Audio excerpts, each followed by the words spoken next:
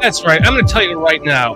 BetUS, if you guys think that BetUS pays us to sponsor them, you must be ridiculous. Listen, if you like to bet, and God knows there's plenty of you out there that love to bet your money on sports games, go to BetUS and use that link in the description, BIT dash, what is it again? I forgot what it is already. It's in the description of the channel. Use that description and help to earn our channel a little bit of money to actually, not be in the negative all the time.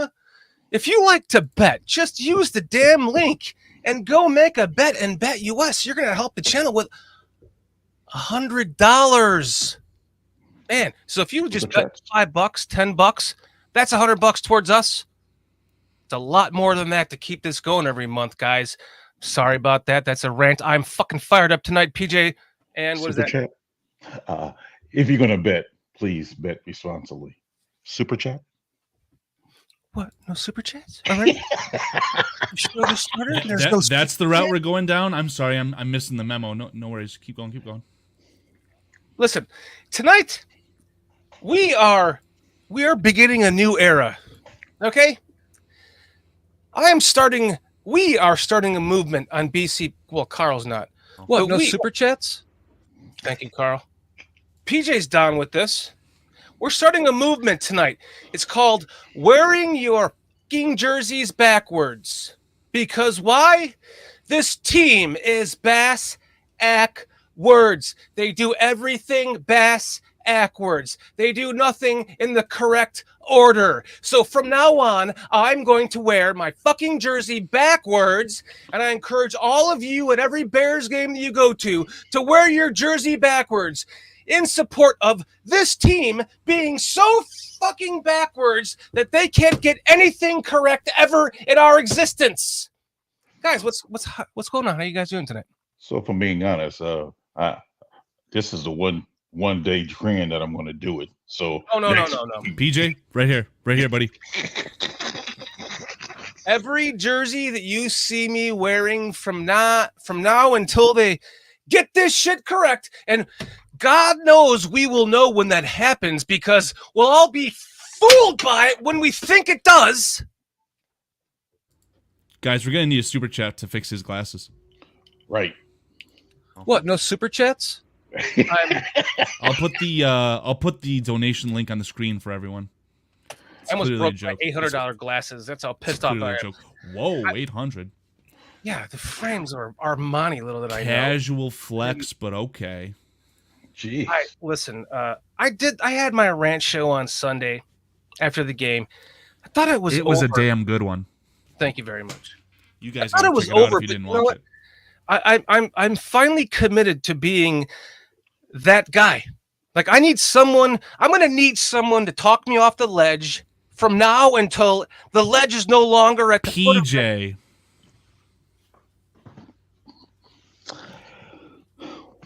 Well, see, here's the thing, and I think I've said it so many times that I'm fearful of Caleb developing bad habits to where the media turns against him like they did our previous quarterbacks in Trubisky as well as Fields, to where they start pointing out, well, he's not hitting this guy on time. I was watching different programs this week, and I'm hearing them say, oh, you see, Caleb, he didn't take the easy pass. He's playing hero ball. And I'm like, that's how it starts.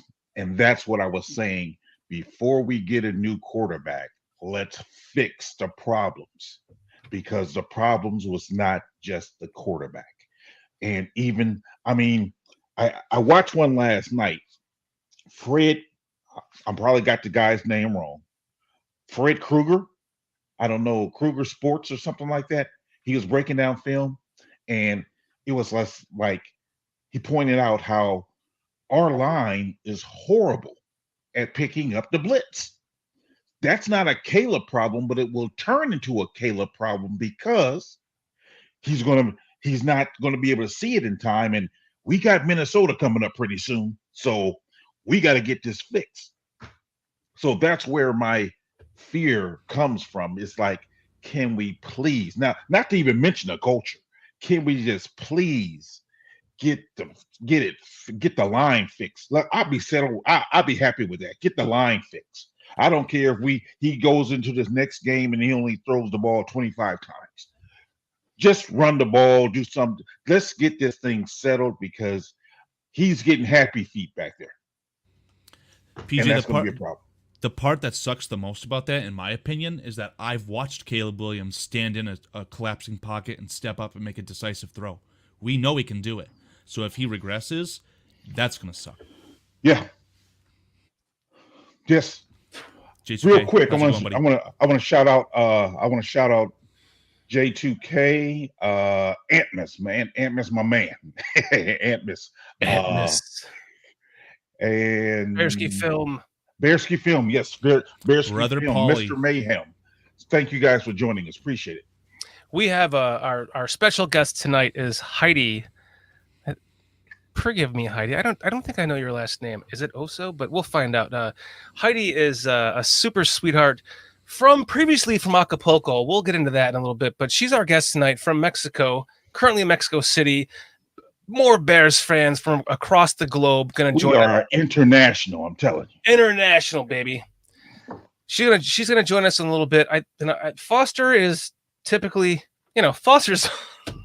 Yeah, you didn't know Heidi's last name was Zimmerman? Zimmerman. Thank you. Thank you. Heidi Zimmerman. Yes. I knew it was Zimmerman. I just totally forgot in the heat of the moment. My brain is so I have dung beetles rolling around in my brain from this fucking Bears team. He said dumb beetles. PJ, I'm surprised you haven't said this. It feels like the highs are a bit too high and the lows are a bit too low, but I'm gonna leave it at that. Oh no! You are correct, my friend. I'm not saying it's not deserved either. I'm way I just too don't high. share your sentiment. And I don't now share the sentiment.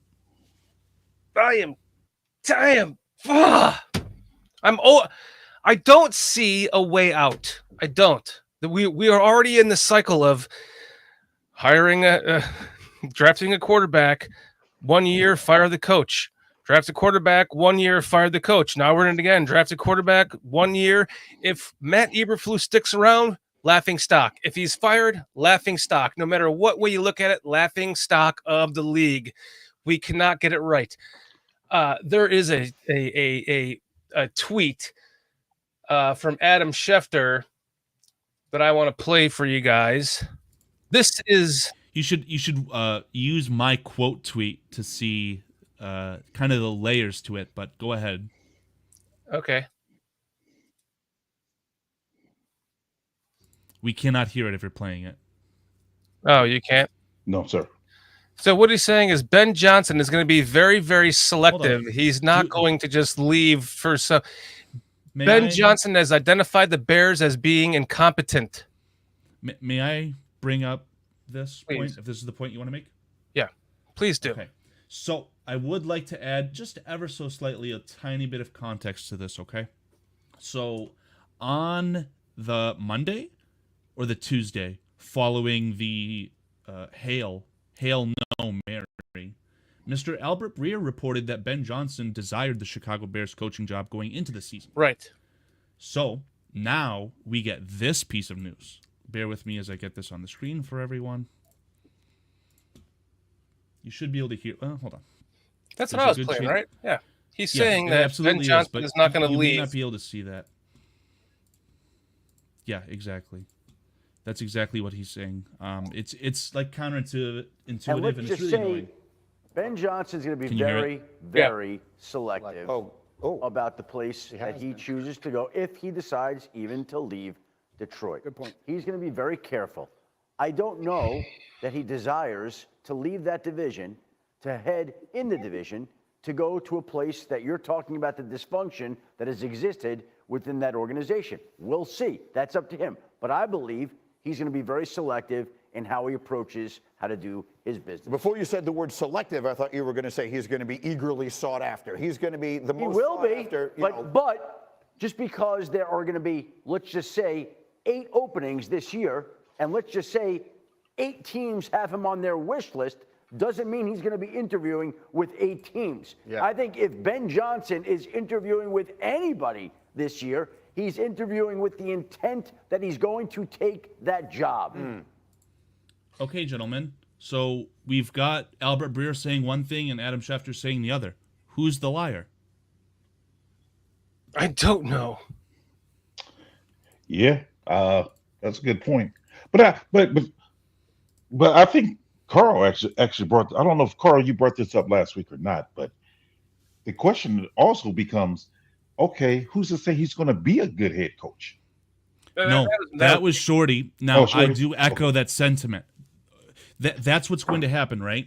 Ben Johnson currently, as of today, whatever today is, November 7th, it can't miss. Ben Johnson is the apple of the eye of the NFL world. He's a surefire. When he starts calling plays as a head coach, best offense you've ever seen. That's what's happening today. Right. But what happens when he makes the same mistakes as Eberflus? Is it a Bears organizational failure? It's always going to be ass backwards in that sense, too. I don't want to get political, but there's a lot of, misinformation. I don't know if the Ben Johnson is the guy the Bears should go after, but it might be an upgrade even if he does suck, because our head coach...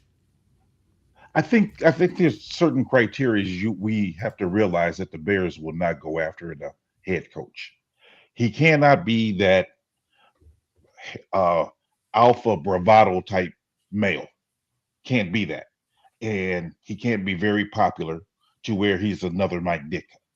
I don't think the organization will go for any coaches like that. So your Bill Belichick's, your anybody who's they're not going to go after Jim Harbaugh. PJ, before you keep going, because I want you to keep going, I think that because of the NIL and the way that the college players going to the NFL are going to start being moving forward, I don't think that the NFL will ever see a Mike Ditka type coach ever again.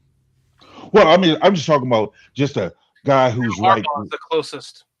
Well, even with Harbaugh, I don't think the Bears would ever go for any coaches of that regard. I just think they're going to always go for a guy who's going to be a coordinator, and this will be his first head coaching job. The only one that I can remember in recent times that wasn't was John Fox. Other than that, every other guy that we have hired in our history has come from the coordinator or something ranks. It's almost been like the flipping of a coin, right? Because you had Lovie Smith. I don't know if he was a first-time head coach, but he kind of seemed like the defensive. Okay, so maybe this point is wrong here, but essentially they always go from defense to offense back and forth. So right now they have the older defensive-minded head coach, who I know he's a first-time head coach as well, but it's probably going to flip to offense. Let's get the whiz kid. Let's invest in our quarterback. Let's get the most out of this offense. Right. If he flames out, well, what are we doing? We're the Chicago Bears. We have to flip back to the defensive side, things like that. So I have laid out what I think the solution is, but I'm going to digress. So I just think that, the way the organization goes about hiring things, and then it's partly due to us fans and media as well. We have no patience. I mean, it's like we want to hurry up and get these quarterbacks in there, and we don't want them to sit. We want them to go out there and play, and next thing you know, they're not learning, and it's a perpetual cycle. We don't have a choice, PJ. It's not like you can't just go hire a fucking quarterback off the street after you draft a quarterback and expect that guy to be the quarterback for the season and not expect a mutiny from the fans to get the fucking quarterback you drafted on the field. That's the problem. They just don't know what they're doing. They'll never get it right. Well, that's what I'm saying. So before we call ourselves even drafting the quarterback, why not fix the team? I mean, again, we're going to sit up there and go through the same cycle of, the quarterback's the problem, so let's go draft a new one. And then while we're drafting the new one, then all these other things rears its head where we still never fix the problem. And no matter whether or not the quarterback has ever been the problem, of the last 3 quarterbacks, talent-wise, paper-wise, eye test-wise, this is the not only best that we've ever had in this organization, but technically one of the best coming out into the NFL ever. And we are doing the same thing. We are ruining this kid the same way that we are burying him We are turning him into a bear. Please never change on your thought of Caleb Williams' talent, because you're spot on, and I really don't think there's any argument. I just want to highlight Bearski's comment about how 2 years ago you drafted C.J. Stroud, you have instant success. During this current season, the Redskins, Jaden Daniels, rookie quarterback, lots of success. Just want to say, Redskins, brand new ownership, boom. If you haven't seen my rant, go watch it. Please watch it. Speaking of impatience, let's not keep our guest, our lovely guest, waiting in the background any longer. Ready for Heidi? Heidi Zimmerman, thank you. You can put me up there. Hola. Hola. I don't want to be there. Just put me aside, please. As you wish. As you wish. That's too much for me. Thank you. I agree. I don't like that spot either. No, I feel like I'm the accused, and I am not. The guest of honor. Quite the opposite. Okay, thank you. Thank you so much, Karl. Heidi, how are you guys? Heidi, first off, thank you for joining us tonight. It's an honor and a pleasure. We've been wanting to have you on for a while. We met you at Aldo's party that I pissed in the bushes, the infamous piss in the bushes party.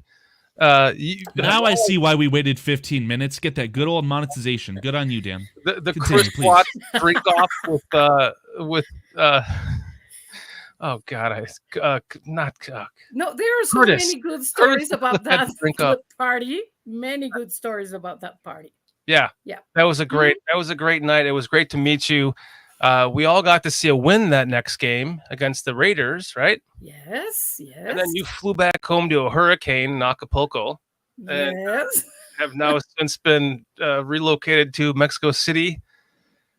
But you are part of the international Bears fan crew, and we are honored to have you on here tonight with us. Absolutely. Thank you so much. I'm very honored to be here with you. I know I was supposed to be here another time, but I couldn't. So this time I'm here. Thank you. Hey, that's all that matters. I see that you're wearing your jersey backwards in favor of in honor, I should say, of the back asswards team that we're a fan of. Yeah, I'm kind of uncomfortable doing this. I'm doing this for you, actually. Thank you. I appreciate that. Because I forgive easily, and I know I will forgive my Bears soon because they're going to win some games. And also, I'm bragging because this is a great jersey and it was a present. So let me brag and let me protest. You have a signature. Show the signature. Show the signature. Okay. Can you see it? No. I don't know. There you go. Yeah. Signed by. I'm the most jealous on this panel. Sorry. I am the most jealous. There it is. Yes. Yes. We're all jealous of that. That's a nice jersey. So yes, this is a protest because right now we are very, very angry Bears fans. I want to encourage everyone to start wearing their jerseys backwards at every home game just to prove that we are all fans of a backwards team that does everything backwards. Or does it every time, does the same things, expecting different results, which is insanity. Heidi, you're looking for the definition of insanity. Exactly. That's it. Heidi, we have never had you on the show before, so kind of give us a brief rundown of your expectations as the season began and where they are now after the last two games. I'm always the optimistic one, the positive one, but this time, knowing that we have a rookie quarterback and so many things new on this for this season, I thought we would. I said we would win about 7 or 8 games. And I was, many people looked at me like, Heidi, is that you? But yes, because we have a rookie quarterback. But little did I know that our problem wouldn't be our quarterback, but our coaching staff mostly. So I don't know if we'll get to 8 games or even 7. I feel awful saying this, but that's where I'm at right now. And I will forgive them again because of everything that's happening. But that's where I'm at. I mean, maybe 6 games. We're programmed to forgive. Yes, we're for Bears fans. So how long have you been a Bears fan, Heidi? Oh yeah. Now it's time for the interrogation by PJ. I'm sorry, PJ. 49 years, PJ. Just a conversation. For 49 years. Oh my. Oh my. Yes. Oh yes. my. Okay. I mean, I was too young, too little to be this passionate about football team, but my dad used to call me Bear, and he was a Redskins fan, so I watched the games with him and I learned from him. And there was this team that were called the Bears, so that was my team. But 1975, huh? Yeah, okay, more or less. 75, 76. So when Walter Payton, his era, and who was a quarterback, like Bob Avellini or something? Yeah, maybe. Yeah, Bob Avellini, I think. Yeah. Please don't ask. I use Google for that because my memory is somewhere else. But yes. So who's your favorite Bear of all time? Walter Payton, of course. Okay. Of course. Cool. I mean, it's the obvious answer. Running backs, I love Walter Payton. I love Gale Sayers, the Kansas Comet, and look at you. Many others, and Dick Butkus, of course. All right. On the current team, who's your favorite player? Papi Santos. Ah, really? He delivers. That's good. I like that. He delivers. All right. Give him a sorry. He's got a lot of records, doesn't he? I mean, he had that long streak going until Matt Nagy made him kick a 60-yard field. Oh, come on, Karl. Pull that up. The Matt Nagy thing. You can't say Matt Nagy around here. Well, it's happened. What? No super chats? Times, but... No, the Matt. No Nagy super chats. Video. Come on, the Matt Nagy. Fuck Green Bay. I'm playing all the right sound cues right now. For the video. Anytime. What, no super chats. Anytime anyone says Matt Nagy around like here, to stroke my pussy, darling. I'm not even going to get into that. I have zero thought. I got it for you. I got your back, buddy. I think it was the wrong clip. Matt Nagy. I forgot what I was going to say now. What was I going to say? About Cairo Santos. He ruins that streak with us. Knowing he cannot kick a 60-yard field goal. He ruins that streak. Just absurd. Yeah. He's got a lot of records, and he's probably our best player if you want to break it down that way. So I can see why you're a fan of his. Yes. I'm his huge fan. You can tell every time he kicks and he scores, and Papi Santos. Nice. Yes. I wish Foster was here tonight to hang out with us. He might join us later. Yeah. Me too. I hope he joins us later. So, your overall thoughts on just, I mean, I know you're trying to listen. I have remained eternally optimistic. I was going Super Bowl. I predicted them to be the first team to win the Super Bowl with a rookie quarterback. I know. And here we're sitting I predicted them to be 13-4, and they're 4-4. So they can't win. They can't lose another game from here on out, as far as my record is concerned. Mm-hmm. But you're predicted in the 8 or 9 win range, and PJ, you did the same thing to begin with. Yes. Are you regretting your prediction so far? My second one or my first? Your second prediction, yeah. Do you regret it? I should say. I think I regret the fact that I didn't take in consideration the Eberflus effect. Meaning that, I mean, I'm not disappointed in Caleb. Caleb is doing what I thought he would do. When I was taking that into consideration, I just thought the defense was going to be so much stronger, and it's not. That's where the disappointment really comes from me. I mean, I'm not saying Caleb's perfect. He has his issues, but I expected that. But in the prediction that I made, I thought that the defense was going to be so much more better, I guess. Not getting gashed on the running game like they have been. Like, it's just been progressively getting worse and worse until. And I thought they was going to get more turnovers. I mean, because it seemed like they started off and then they kind of backed off from that. So yeah, it's just been overall disappointment as far as, I mean, not overall. I mean, they still doing fairly well. It's just I thought they would be more dominant. I can't disagree with you on that. I really can't disagree with you on that at all. I mean, the Flus effect is starting to take effect, isn't it? Yeah, or the lack thereof. It's just that, I don't know. I mean, it seems like there's some type of disconnect going on right now. It's like I really can't put my finger on it. I don't know if it's discipline, motivation, personality clashing. I mean, because I'm even just looking at how Khalil Herbert in his farewell tweet, what he says, thank God that he left. Thank you, God. Yeah. Thank you. Yeah, thank you, God. It's like, is it a bad culture here? I mean, whereas we was praising the culture, is it really a bad culture in that locker room?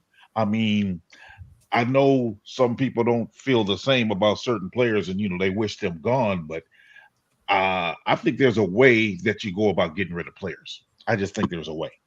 And if your players are leaving and then, they're happy to leave, I don't think that bodes well for your culture. PJ, if I could chime in on the Herbert thing just very specifically, didn't we expect Herbert to play at least an average role in this offense? I thought he was going to do something. Yeah. Right. So he was a healthy scratch. Like, obviously, when he was being made inactive, they knew that they were trading him.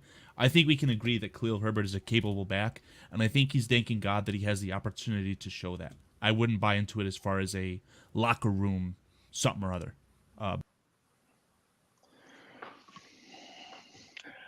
I don't know if I totally agree with that.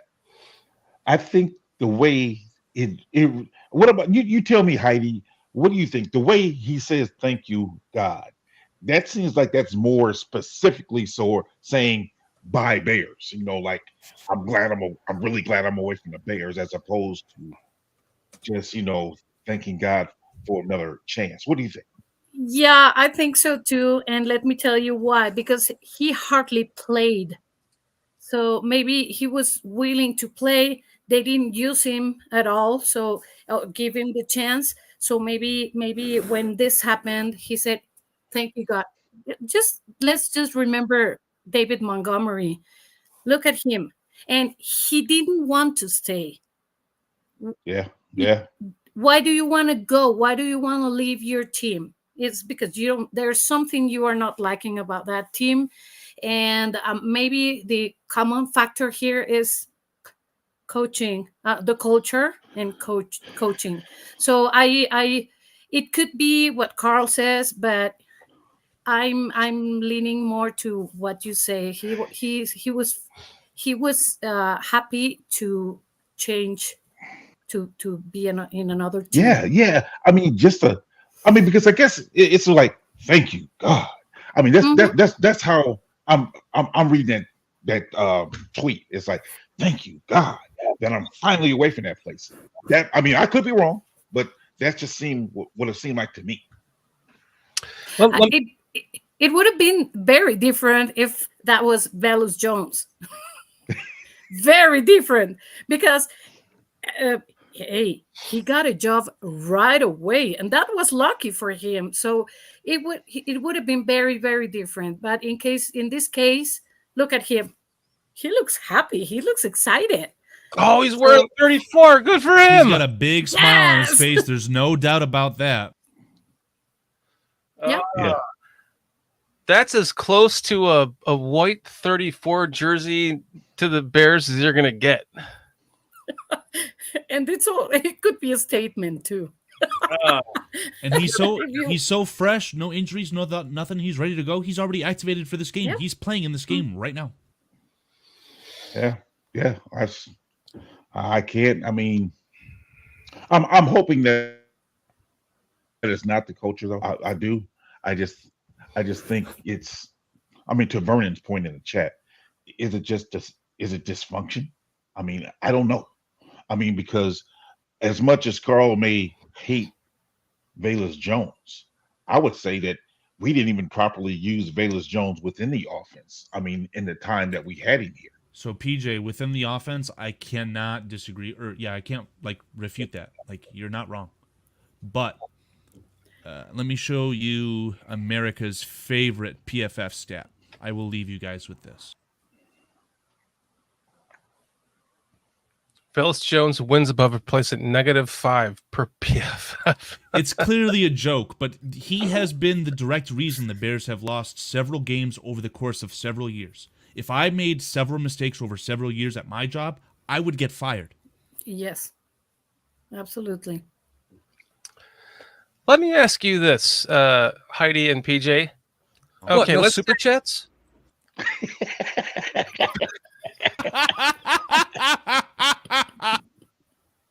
Perfect timing. Perfect timing. I love how the chat's waiting for it too. What? No super chats? What, no super chats? I'm done. If you were, let's say, Heidi, you grew up a Giants fan. PJ, you grew up a Raiders fan, right?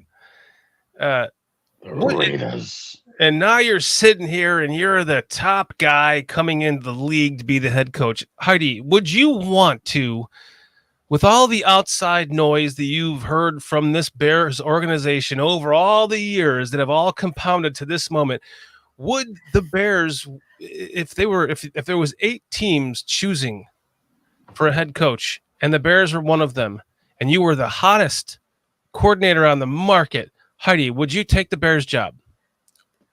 That's a very tough one. I would, because on paper we have a great team, we have great players, so it would be a great challenge. But yeah, I would. PJ, you're a Raiders fan your entire life. Raiders job is open. You taking the Bears job?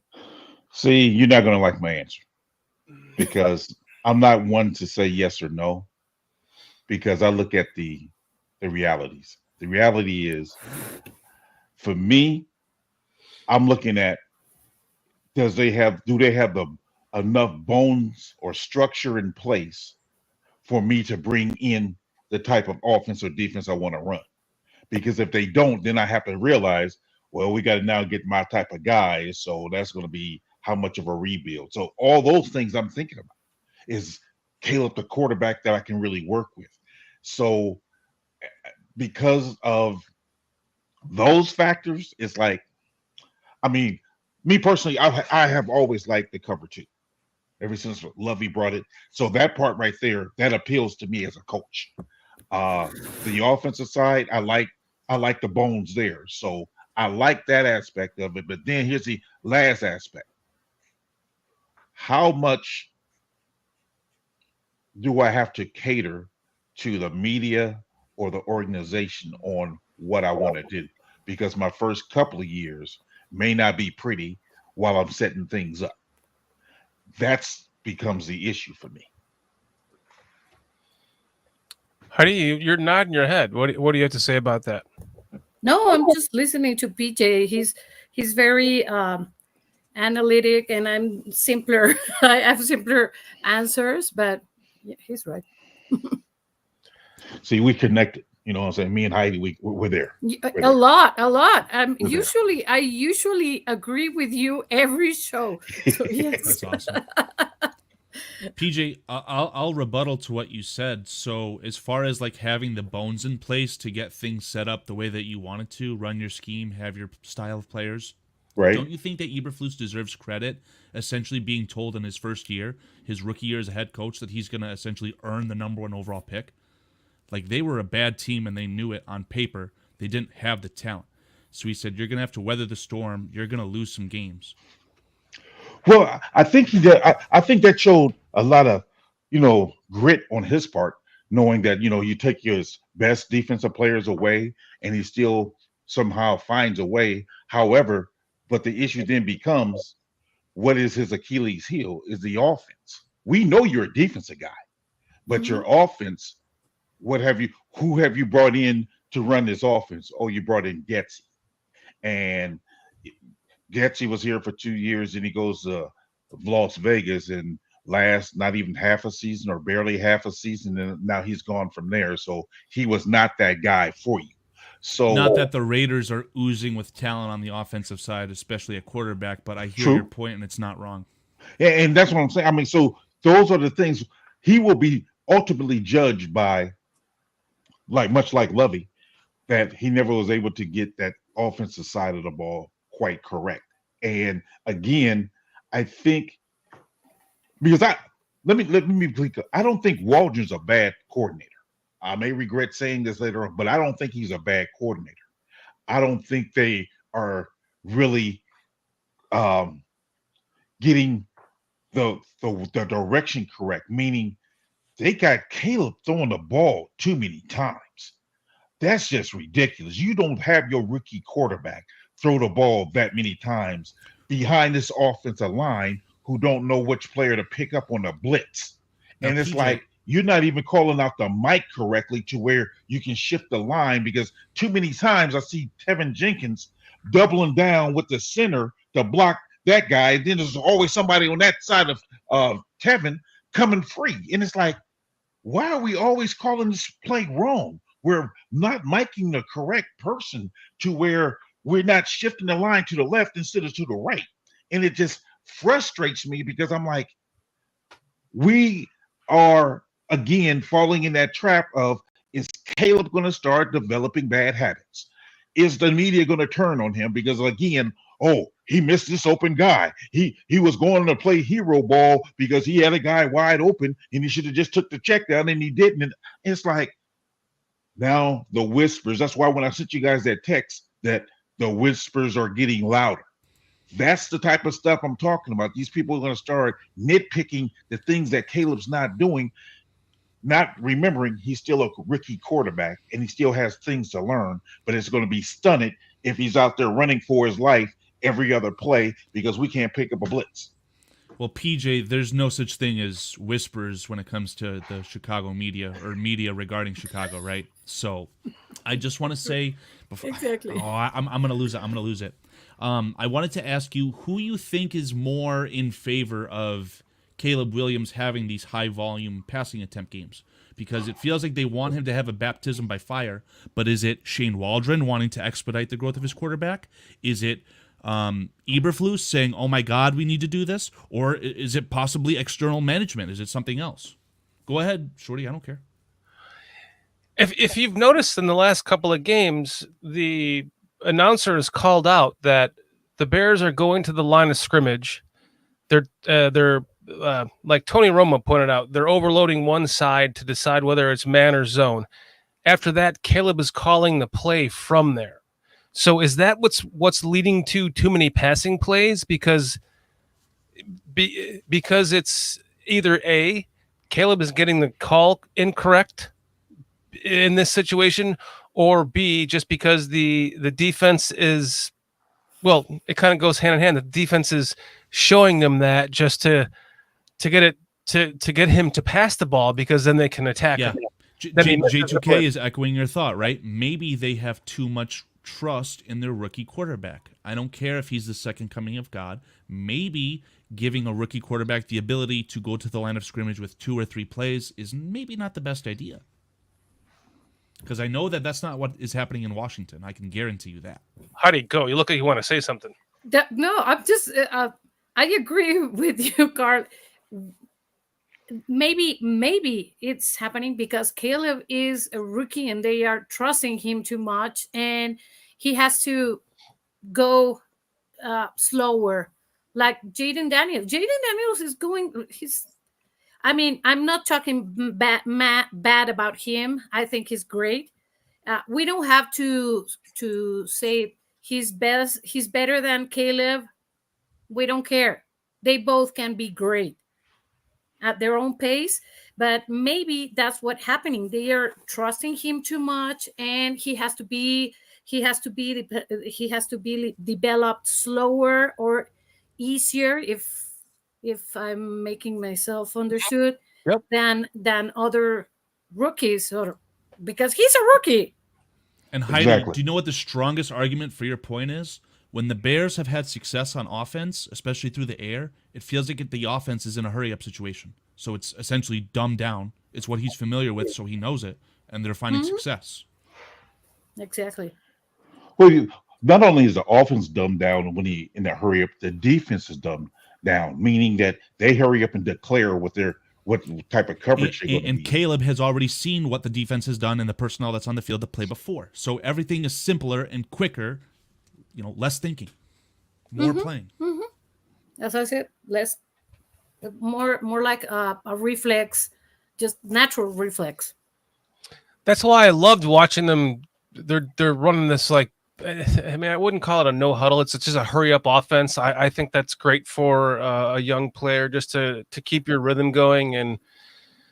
But if you are training your quarterback to see a defense incorrectly, and then you're relying on him to call the play based on what the defense is as a rookie, and then it fails because the defense knows this, they're reading it that way, they're gonna fool him. It all comes down to incompetence in the coaching staff. Do you want to know something really funny that is strengthening this argument right now? I believe Patrick Mahomes admitted after he had a Super Bowl ring on his finger that he had not known how to read defenses. He was just going out there and playing ball. His coaching staff was probably putting him in the best position to succeed, keeping the play simple. Yes, he had elite Hall of Fame talent around him with Kelsey and Hill, but he admitted, now I have a Super Bowl ring, now I can learn how to read defenses. But they're already asking Caleb to operate as if he's prime Peyton Manning. I wonder now, because I don't Wonder who. I'm sure Carl. I'm sure Carl doesn't know this answer. I'm just saying it though. I wonder, in that example of Patrick Mahomes in that rookie year or his first year of starting, how many passes did he actually throw over the middle? Because it seems like when you get more advanced as a quarterback, you can throw it easier across over the middle. Whereas, that's when you don't know how to really read the defense over that middle. You don't know if they're man zone or quarters. You don't know those things, but your outs are better. I mean, you can throw those passes. The outs are better. Well, hold on, PJ.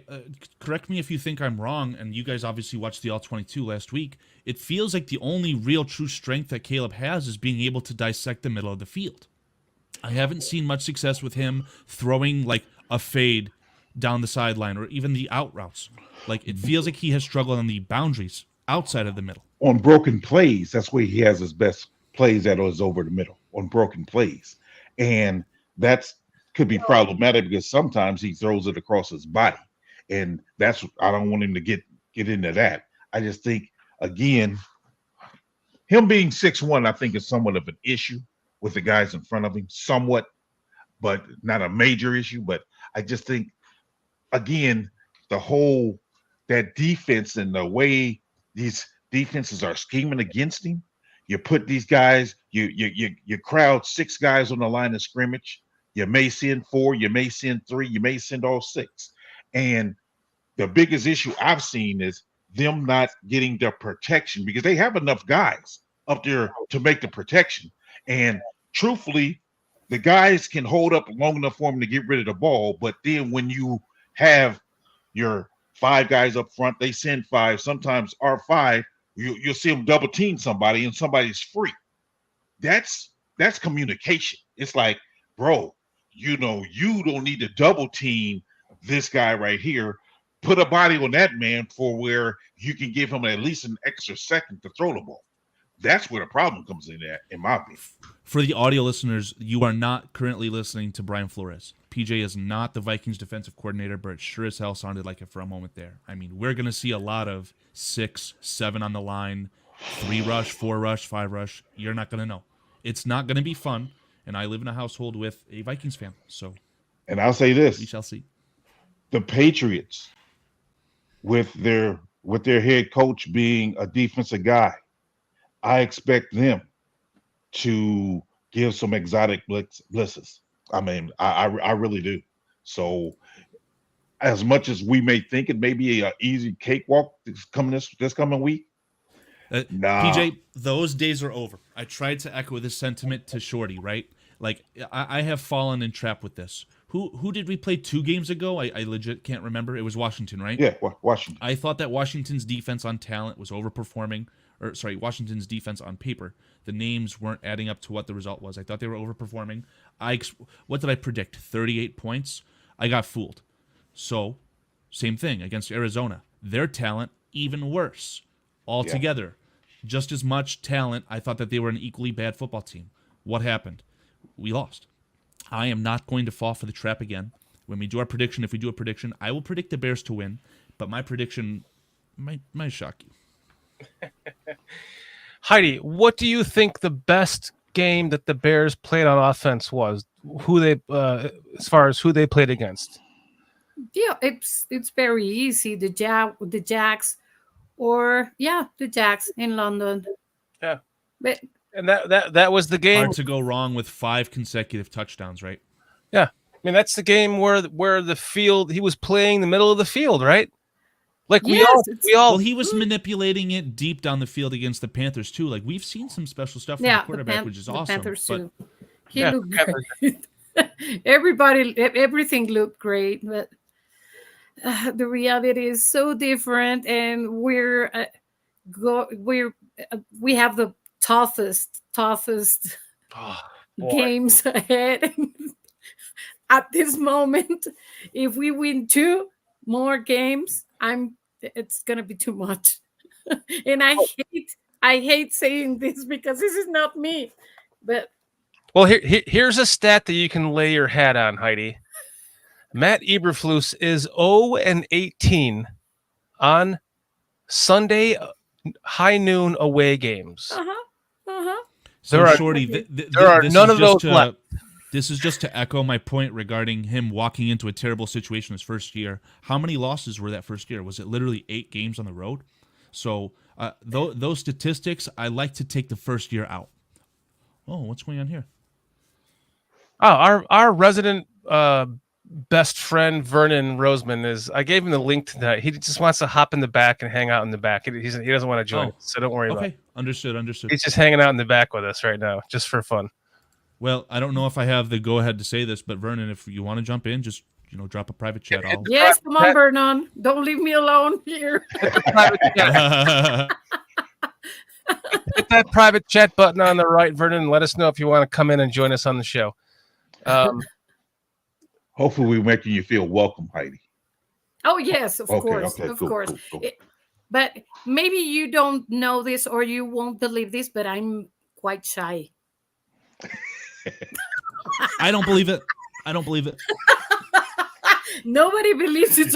I'm a big hypocrite or I'm a great actor. It's funny because the shyest people have podcasts, right? Yeah, exactly. Give them a chance to speak out. When I used to call I am a bit. Well, maybe if we were speaking Spanish, it would be different. Fair enough. Gracias, Eduardo. Yeah, but it's different in your native language. That's all. I guess you and Eduardo could just have a conversation going on here. We got to get both of y'all two on us at the same time. Yeah, that's great. I'd love to be able to sit here and speak Spanish with you, but as you remember when we met at Aldo's house, we were speaking. I was like, speak Spanish to me. So you did. And I said, no, slow it down. And when you slowed it down, I was like, remember, I repeated everything that you said. I can't hear Spanish quickly. I have to have every word pronounced very slowly, and then I can understand it. So if you spoke like that, then I could understand you. But that would be ridiculous for the rest of the show, right? Yeah, no, I'm okay in English as long as I don't have to, because my brain thinks in Spanish, so it has to translate to English for. Yeah, I understand. Right. But like for me, I used to every time I would call in the like ESPN radio, right? I'd be like, I have this point I want to say. I'd be sitting there on hold for 5 minutes, and I'd be just getting so nervous, and then they put me on the air, and I'd be like, I could barely even speak, and that's the same guy that has a podcast right now. So, Faux cheesy. I know. What's up, Welcome. Cheesy? Welcome, Slick for Sophistication, Ray Donovan. Thank you guys for joining us. But Faux cheesy. Now that our chat is live and ready to go, let's acknowledge them and say hi officially, PJ. All right, we got going back up to the top here. We have the Thigh and Smiles podcast. We got Atmos. We have Bearsky, the Bearsky. Sophistication. Atmos J2K. Minister Charles Johnson. Ray Donovan. Heidi Zimmerman. Heidi Zimmerman. Who is that? Yeah, I'm in the chat too. Oh, I love to be everywhere. I don't want to miss anything. Longtime friend of the show, Cliff Victoria. Ghost of Judah Tribe. Vernon Roseman. Robert Friel.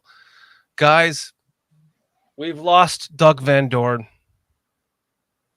I don't mean Don't say it like that. Yeah, that was bad context. Don't say it like that, is bro. still alive and well. Still alive and well. Also, Dan, it's a sensitive subject, Dan. Sorry, Eduardo Isaac Rodriguez M. How is that, Heidi? Eduardo Isaac. Eduardo Isaac Rodriguez. See, I wanted to hear her You say don't have to be that, Eduardo. No, Eduardo. Eduardo Isaac Rodriguez M. Rodriguez. Yeah. It's Better. M. That was better. M is correct, right? M. M. Sí, M. Eduardo Isaac Rodriguez M. See that again. Sounds a lot better from you. Eduardo Isaac Rodriguez M. Whoa. That has got to be the sexiest language there is. It really that has to be the sexiest. Well, next to Italian. No. Yeah, I agree. Dan. Spanish by far. Okay, PJ. I lost my AC Adam. AC Adam. Oh, back to DVD. So DVD, he's still with us in spirit, but DVD has decided to scrub himself from the internet after the recent outcome of the presidential election. You saying in spirit really just like doubled down on how bad it sounded, man. Doug Van Dorn is alive and well. We need to specify that. BCP is not responsible for anything that might happen to him, but he is alive and well. He's alive and well. He's just no longer on the internet. So for now, we're gonna miss you, DVD. Until next week when you. Yeah, exactly. We'll see you next week, Doug. Giovanni Giorgio, hola! Thank you for joining us tonight. Hey. Look, we said the Italian language is sexier than the Spanish language. Boom, we get an Italian on here. Did you make that happen, Heidi? How did that just happen? Welcome, Giovanni. I have no idea. Hola, Giovanni.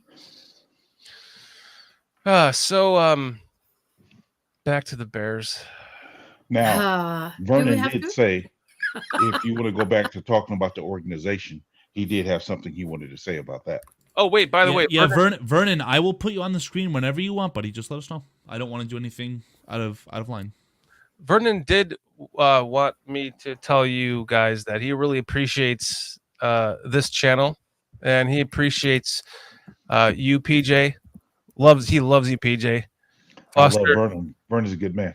And Karl, and he appreciates the everything that we're doing over here. So thank you for the kind words, Vernon. I wanted to just I talked to him on the phone today, so I wanted to relay that to you from him. So, well, hey, without further ado, the man himself, Vernon. Good evening, gentlemen and lady. Good to see you, Vernon. How are you? I couldn't resist it. You couldn't do it, huh? No. I just couldn't leave it alone. I apologize. I don't have any beers scarred one because I couldn't get it today. But in any case, everything you all have been saying is I totally support. It's correct. For 2 years now, I've been saying, and Dan and I have been talking, that I see dysfunction in that organization, all signs of it, any which way you look at it. To the question of would I take a coaching job there? Under the condition that I understand where this organization is going from the top. Because all you're going to do is frustrate a coach coming in. A coach with talent, or something, let me just put it, an individual with talent that comes in there who can really lead a team, pull and bring a team together, and have each one of these players excel in what they do best. It takes a special person. It doesn't really mean you have to be an offensive coordinator or a defensive coordinator. It means you have to be a leader of people. And to bring that together, whether we're playing football, whether we're running Microsoft, whether we're running, I work for U-Haul company, or whatever company that you work for. I've seen it too many times. Like I was telling Dan, the years I spent with the Bears, and he spoke about both him and myself. There's the pass. I walked away from there with more strength that helped me in my skills back in corporate America. Why? Because my mentality has always been, I don't manage anyone. I coach. I coach people. You manage a process, and you coach the people to run and implement that process. End result, Super Bowl. That's what the Bears are missing. And Dan and I were talking this afternoon. I said, let's go back to the 85 Bears. We had an awesome team. And what did we do? Dismantle that son of a gun. Mm-hmm. Since 1985, 86, I'll give it another year, 86, coming forward to today that we are speaking, we have never gotten back there. Lovey took us there. And what did they do? Get rid of Lovey. Why? Because he didn't win the division at 10-6. Yeah, exactly. Go. What a shame. Many of the fans who are listening and watching this show today, I'm sure, has all different answers to this. But it's true. And since that time, let's just go back to the last 3 years with these three quarterbacks that we've brought in the number one picks. We're about to ruin another one. The organization is going to ruin this guy as much as we want, all fans, and talk about. I think, PJ, you were making a point early on regarding that we're doing. I'm going to use the words ruin his skills. Have him running, trying to make sure he doesn't get injured. So he develops bad habits. Those are the words, develops bad habits. It's beginning to happen. You and I or anybody else will do the same thing. Absolutely. I got to run for my life. So I'll do whatever is necessary to try to keep myself healthy. So you drop back from all of that and say, the OC, is the OC really performing to his ability? We don't know. Because what we don't know behind the scenes is how many reins and how much authority do they really have to make the calls, to do what they are supposed to be doing. The defense started progressing week after week after week. But when you're inside of a dysfunctional organization, it bleeds. It starts getting the ugliness goes amongst everyone. Who's the running back that left today? Khalil Herbert. Herbert. Yeah, he's smiling. We would smile too. Free at last, free at last. Thank God Almighty, I'm free at last. Free at last. Yes, sir. I can excel. Take the running back out of the Giants into Philly. Look at him. Mm-hmm. Doing backwards hurdles. J2K says, is it just me or is the Christmas spirit whispering through Vernon? Everyone gets influenced by your voice every time you come on, Vernon. Well, it's natural. It's natural. But, I'll wrap up because I just wanted to drop in and say a few words. I keep telling Dan that I'll come in. I sit and I watch you guys every week. It's fun. On one of these days, I'll tell all the stories if Dan will allow me. Of course. See, I've known him for a long time. Okay. And when we were at the Bears, we coached. I was a coach for soccer. Okay. And Dan came on as the OC. And one day we were putting together a game plan and he said, you know what? Why don't we throw some football stuff in there? And we did. And he's standing in the sidelines calling plays. And we had this young speedster. What's his name? Ramsey Lama. Right. He would run in with the plays. And everybody and all the other teams would be like, what are they doing? I'd be calling a play 1 or a play 2 or a play 3, and they'd all just right. We had fun. And it's just undefeated, great. Baby. Yeah. It's great to see where BCP in the 2.5 years that it's been on the air, where it is today. I still remember that day when Dan called me, a phone call. This is after 25 years. I don't know how he found me, but he found me. 25 years we had not spoken. And he tracked me down and said, man, I need you to come on as a guest. I'm starting this and we've got to talk. And I want to talk about the experiences. We had some very unique and fantastic experiences. Heidi, I don't know if you saw my note, but all of the players that you mentioned, Walter Payton, Gil Sayers, Dick Butkus, Dan Hampton, I can keep going. I had a fantastic opportunity to meet all of them. Wow, Walter, I actually met Walter on the sidelines. I did not see him coming up on me. I had on a 34 jersey, and he just grabbed it and took a pen and autographed it. Wow. So, I have a Butkus throwback jersey autographed. The night they retired his shirt. I met him and Gail Sayers upstairs in the booth. Wow. It rained that night. It was Halloween night. I will not forget. Oh, it was awful. That's awesome. Yes. That's awesome.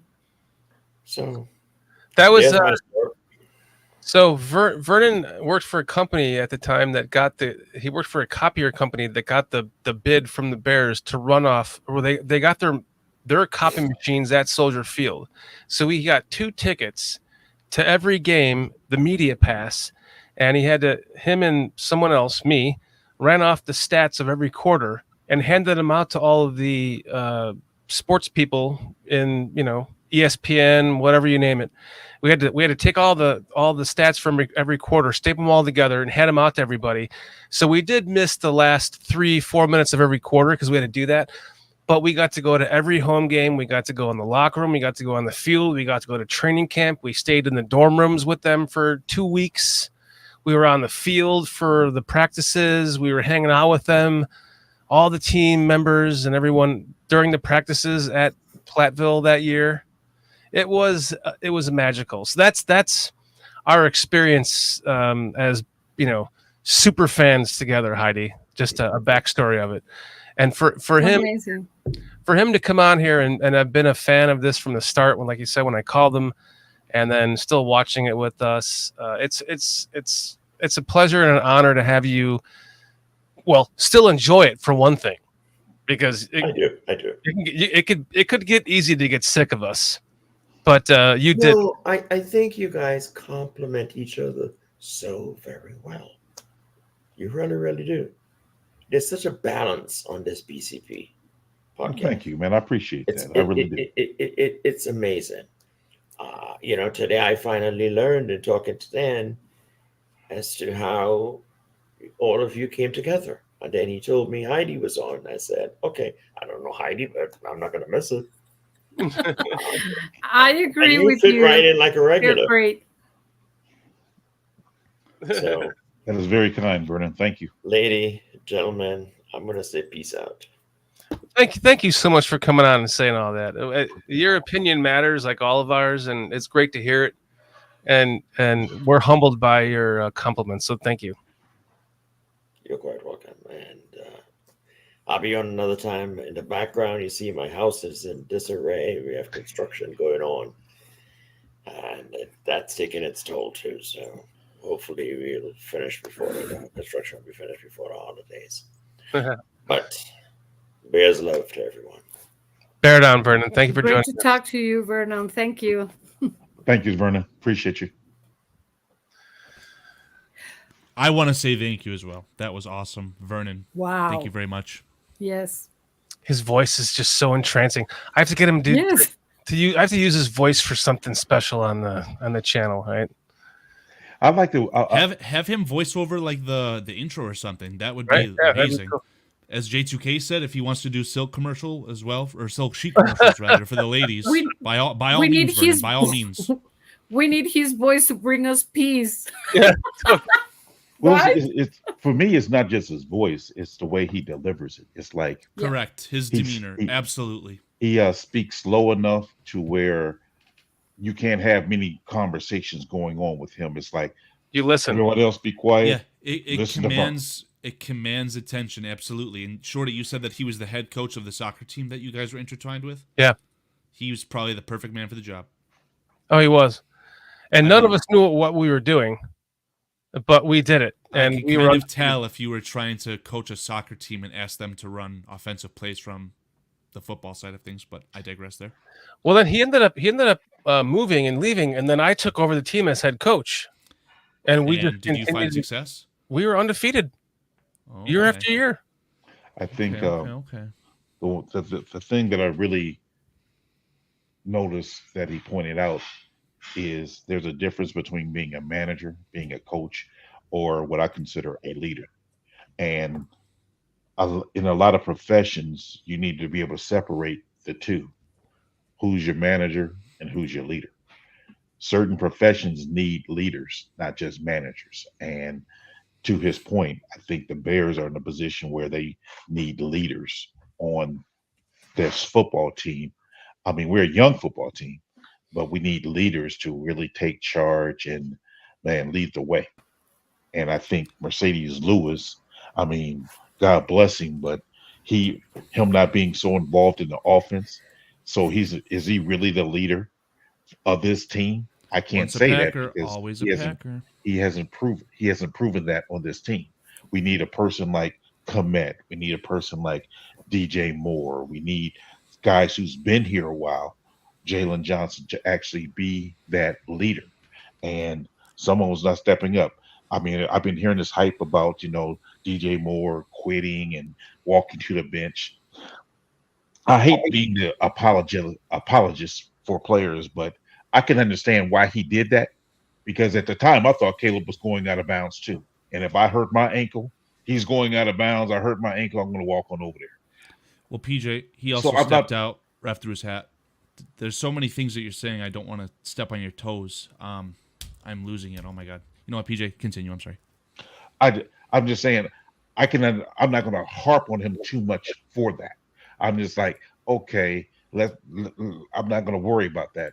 Does he give certain body languages just isn't the best? He doesn't. But again, those are conversations we could have. I'm not just going to throw him and say, oh, he's just bad, because when they was doing that about Jay Cutler at first, it's like, stop. Let's stop micromanaging every aspect of these players to where PJ? they just can't be human. Welcome to the Chicago media. I have two questions. Heidi, do you know what play we're talking about? It was the play in the game. It was almost on the first series, I believe. I can get it on the screen if you'd like. First or second series. Caleb's running around. He scrambles all the way to the left sideline, and he's looking for someone. And at the time, the announcers were saying, "Oh, this is like this play is going as long as the Hail Mary from last week against the Commanders." And then Caleb runs all the way across the other field to his right, and he's looking for. There we go. Here he goes. So right here, he's looking, and then DJ goes out of bounds right there at the top of this, at the right of the screen. Yeah, right there. Yeah.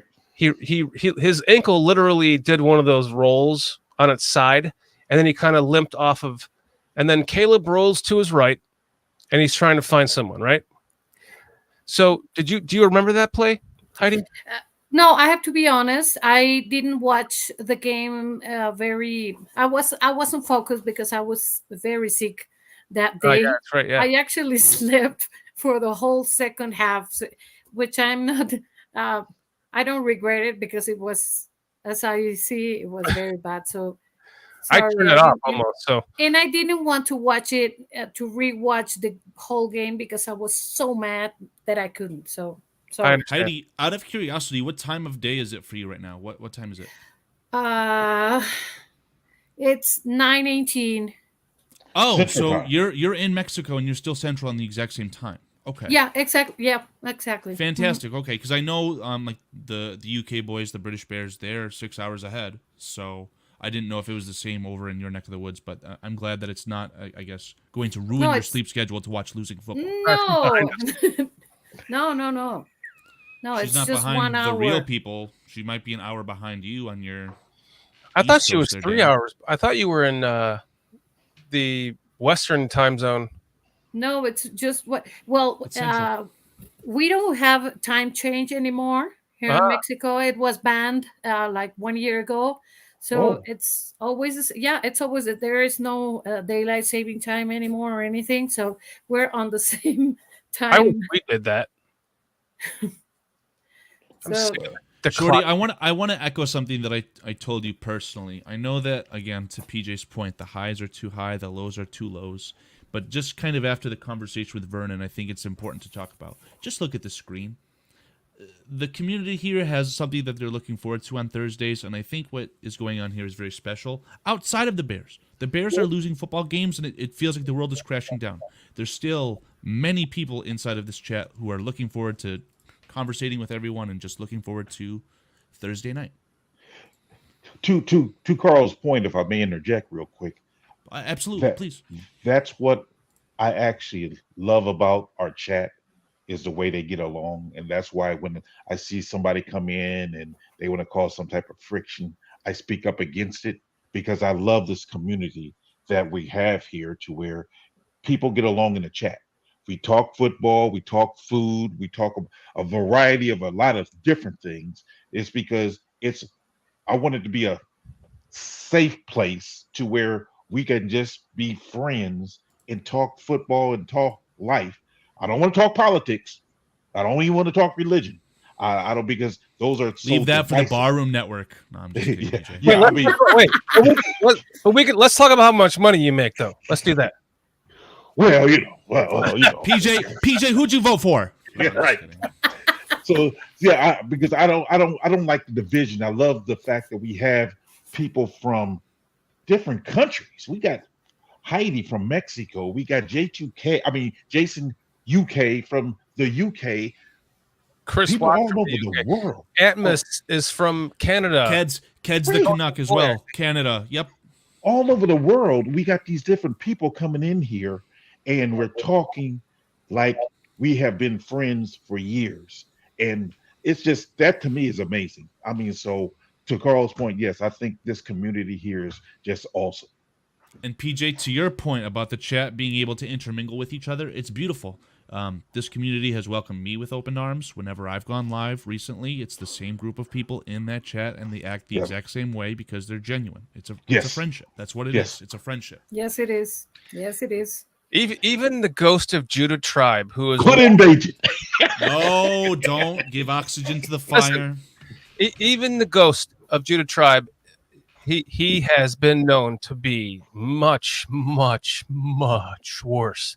But to you guys' point, he comes in here with respect, and I think that shows what we've built here, and that is a testament to you guys, PJ, Karl, Foster, Heidi, all of our guests, everyone in chat, and that's why I say this. I'll say it again for the 100 millionth time. We do this for you guys. It's literally for you guys.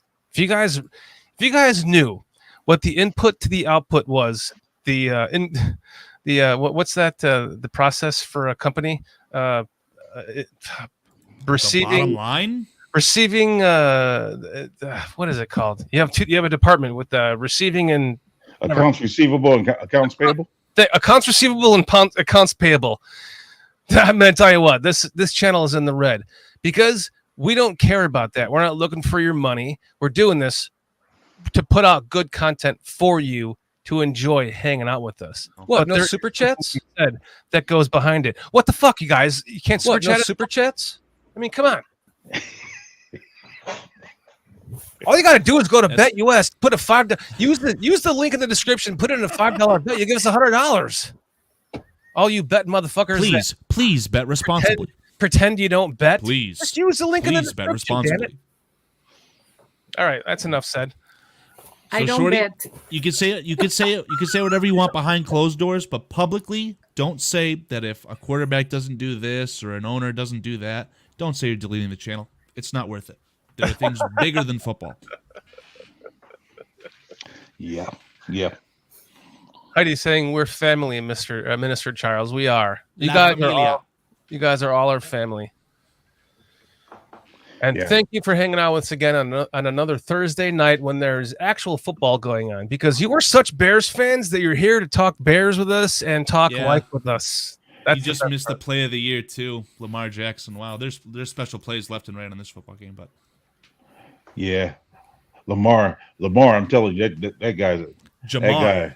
You mispronounced Jamar. Jamar Chase is a special wide receiver, man. Oh, Jamar Chase. Oh, I thought you were talking about Lamar Jackson. No, I am. I was talking about Lamar Jackson. He just made the play of the year. Lamar Jackson run for a touchdown, though. That was pretty special. I don't think, I jokingly call it the play of the year. I don't think that it's a touchdown. But regardless, Jamar Chase made a fantastic catch as well. I think Lamar. We need Cliff to give us a score. Cliff EV? Yeah, please. He's too busy making, meatball subs, Cliff? You had something fantastic on the menu. Lamar Jackson is just a he's a player. I'm telling you. And to combine him with what's the running back's name? Derrick Henry, who just scored a touchdown. And Lamar Jackson came out and said, because isn't Lamar Jackson the current MVP? Last year? The reigning MVP. It's either him or Mahomes. Regardless, whatever Lamar Jackson did last year, which was an amazing season, right? He comes out and says, I was fat. And he said he lost 20 pounds. So a testament to him to not letting his body degrade. He's trying to get faster, whatever the case is, so... That speaks to the point that I've been trying to make for a couple of years now, that we as Bear fans tend to want our quarterbacks to be perfect right off the top. And I think there's a lack of patience where every year, like the Tom Brady's of the world, the Lamar Jackson, they go back and refine their skills, get better at it. I mean, improve their things. And that's why I always believe, players can get better. I mean, if you see some improvement, stick with them. Just stick with them, because no one's a finished product. Even we as people, we're not finished products, because I'm not the same I was 5 years ago. So we still yet improving, and we're still trying to improve. And I think we got to give a little bit of leeway to even players. I get it. It's a sport and all that, but there's some talent there that I think a lot of organizations tend to give up on before they get a chance to really reach their full potential. Now, some may never reach it, and that's the balance you got to try to find. But I'm just in the belief of, man, let's keep on trying to bring out the talent in you, because that screen pass, to my point earlier about Bayless, that screen pass that I see them try to throw to with Keenan Allen, where he starts in motion and then he runs backwards and then start going towards the line of scrimmage and they hike the ball. Can you imagine getting Bayless that ball on a play like that, where he already got a little bit of a head start, catch the ball? Now he got that open field. Man, I would have ran that play at least. PJ, I do not want to dwell on the worst player to play for the Bears this year, that being Velus Jones Jr. But do you like the fit with him in Jacksonville? I haven't seen it, honestly. I haven't seen it. No, just the idea. You don't have to see it. Just the idea. We've seen what the Jacksonville team looks like. We played them, so I don't know if you think it's a good or not fit on. Well, I know they have, Brian Thomas Jr. They got Christian Kirk as well as Evan Ingram. I think off the top of my head, him and Christian Kirk may play similar roles. I think they're kind of like similar players in my mind. Christian, I guess if you had to draw comparisons, because I don't know if the Bears have a deep threat like Brian Thomas, but Christian Kirk reminded me of the role that DJ Moore would play, and the other receivers, Gabe Davis, that they went out and got. He's kind of more their Keenan Allen, tall target, contested catch guy. Yeah. That's what I'm saying. So Christian Kirk is more of the slot guy, and I think Bayless could have been a decent slot guy if he had better hands. But I know he's a burner. But that's why I say with him, kind of like Tariq Cohen, kind of those gadget plays with him is where his wheelhouse probably would have been, that I don't think we fully explored. Yeah, again, not to dwell on it, but I will not be picking up Velus Jones Jr. in fantasy in any of my leagues. But we'll move on. Can I just piggyback off of what you said? You said we're expecting the QBs to be great from the start. Players, not just QBs. Players. Okay. I think the quarterback would be magnified in this argument, but please. And tight ends, right? That's what she said. Ah, okay. I didn't say it. Dan said that. PJ, he's not listening to you. He's not listening to you, PJ. But no. Oh my God. But that when you compare that to, I think that when you said that, it made me think that you were thinking about the last two quarterbacks, where they had been drafted and they had no choice but to start game one. Both the previous two quarterbacks were drafted, and then they brought in some journeyman quarterback to start the season, as if all of our Bears fans' eyes and hearts were going to agree with that, right? And so after Mike Glennon failed, we all basically pounded the table for Trubisky to start. After Mike Glennon, or who's the next guy? The Red Rifle, Andy Dalton. Andy Dalton. Andy Dalton starts the season. We were all like, wow, we want to see Justin. And then he injures himself, and then Justin's in the game. And then Chad, if you want to fact check, did both Mike Glennon and the Red Rocket, Andy Dalton, only get 4 games before the rookie quarterback started? I feel like that was the case. 4 games, yeah. Shorty, can I respond to that when you get done? Please. And now we've drafted this quarterback, and we did not bring in that veteran for him, at the very end to start in place of him. It's almost like they were trying to correct the mistakes of the previous 2 head coaches by starting a journeyman quarterback first, a veteran quarterback first. Whereas this year they were like, we're going to rewrite the script and just have the quarterback start from day one. That's going to fix the problem. When really it should have been, we need to just fire the whole fucking staff and start over from the beginning again. Now, the point I wanted to make about those 2 quarterbacks in particular, I'm going to go slow, so bear with me. With Mike Glennon, the mistake was made in, we had, what's his name? Hoyer? Is that his name? Brian Hoyer? We had Brian Hoyer. Brian Hoyer, thank you. We had him the year before. So instead of keeping him and then letting Mitch learn from under him, a person who's already here, already been in the system, already been around. We brought in Mike Glennon the same time we bring in Mitch Trubisky. So you're bringing in a veteran quarterback who has no veteran status on this team. Then we turn around and do the same thing with Justin Fields. We, instead of keeping the guy from Philadelphia won the championship, what's his name? Nick Foles. Nick Foles. Instead of keeping him, we bring in Andy Dalton the same time we bring in Justin Fields. Same problem. Nick Foles was still on the roster. They just made it a feeding frenzy at that point. But that's what I'm saying. I mean, so we're not letting our young quarterbacks learn from a player who's been here, who's been in the system, who can actually kind of guide him along the way. You're bringing in a veteran with the rookie at the same time, and you're expecting that rookie to look at that veteran and go, okay, I can lean on you, but wait a minute, you're learning the offense, learning the atmosphere, just like I am. So really, what much can I learn from you? And to your point, 4 games in, now we're putting the rookie quarterback in. Now this time, we don't even bring in a veteran. What we do is we just stick him out there, and it's like, hey man, go go fend for yourself, figure it out, and that's what it's all on you. And blows my mind.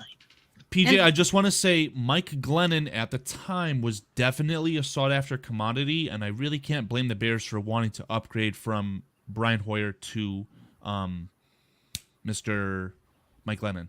Obviously, your point, not wrong. Hindsight's 2020. I just don't think it's totally fair, but I do understand your point fully. Yeah. And there's actually people that want Tyson Bagent to come in, and what does Caleb Williams has to learn from Bagent? He's still like a rookie.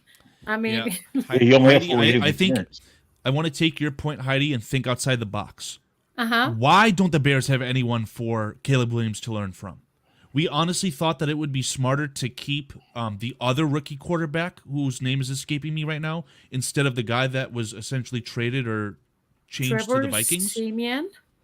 Simeon. There's been so much. It doesn't matter if he's an icon, right? Like Simeon, he had the experience with really good quarterbacks. He literally learned from Stafford and Rodgers as the last 2 players he was with. Brett Rippon. Thank you, Chris Foster. It wasn't Simeon. Simeon was actually with Fields. Right. He played against the Jets. But yeah, Chris Foster, thank you. Brett Rippon. I mean, he's not an iconic quarterback by any stretch, but he would have been a good person to learn from at the very least because he's familiar with the system. Well, you know what happened. When we were making our depth charts, we penciled in Brett Rippon as a roster lock, essentially. But you know what happened? Go ahead. The Bears decided not to keep 3 quarterbacks. So because they didn't keep 3 quarterbacks, is they normally don't keep 3 quarterbacks. What they did was they got rid of, they wanted to bring him back on his practice squad, but Minnesota offered him a 53-man spot, so that's why he went there. It's not they wanted to bring him back. That was the whole plan. That's why they didn't, because Bears wasn't offering a roster spot.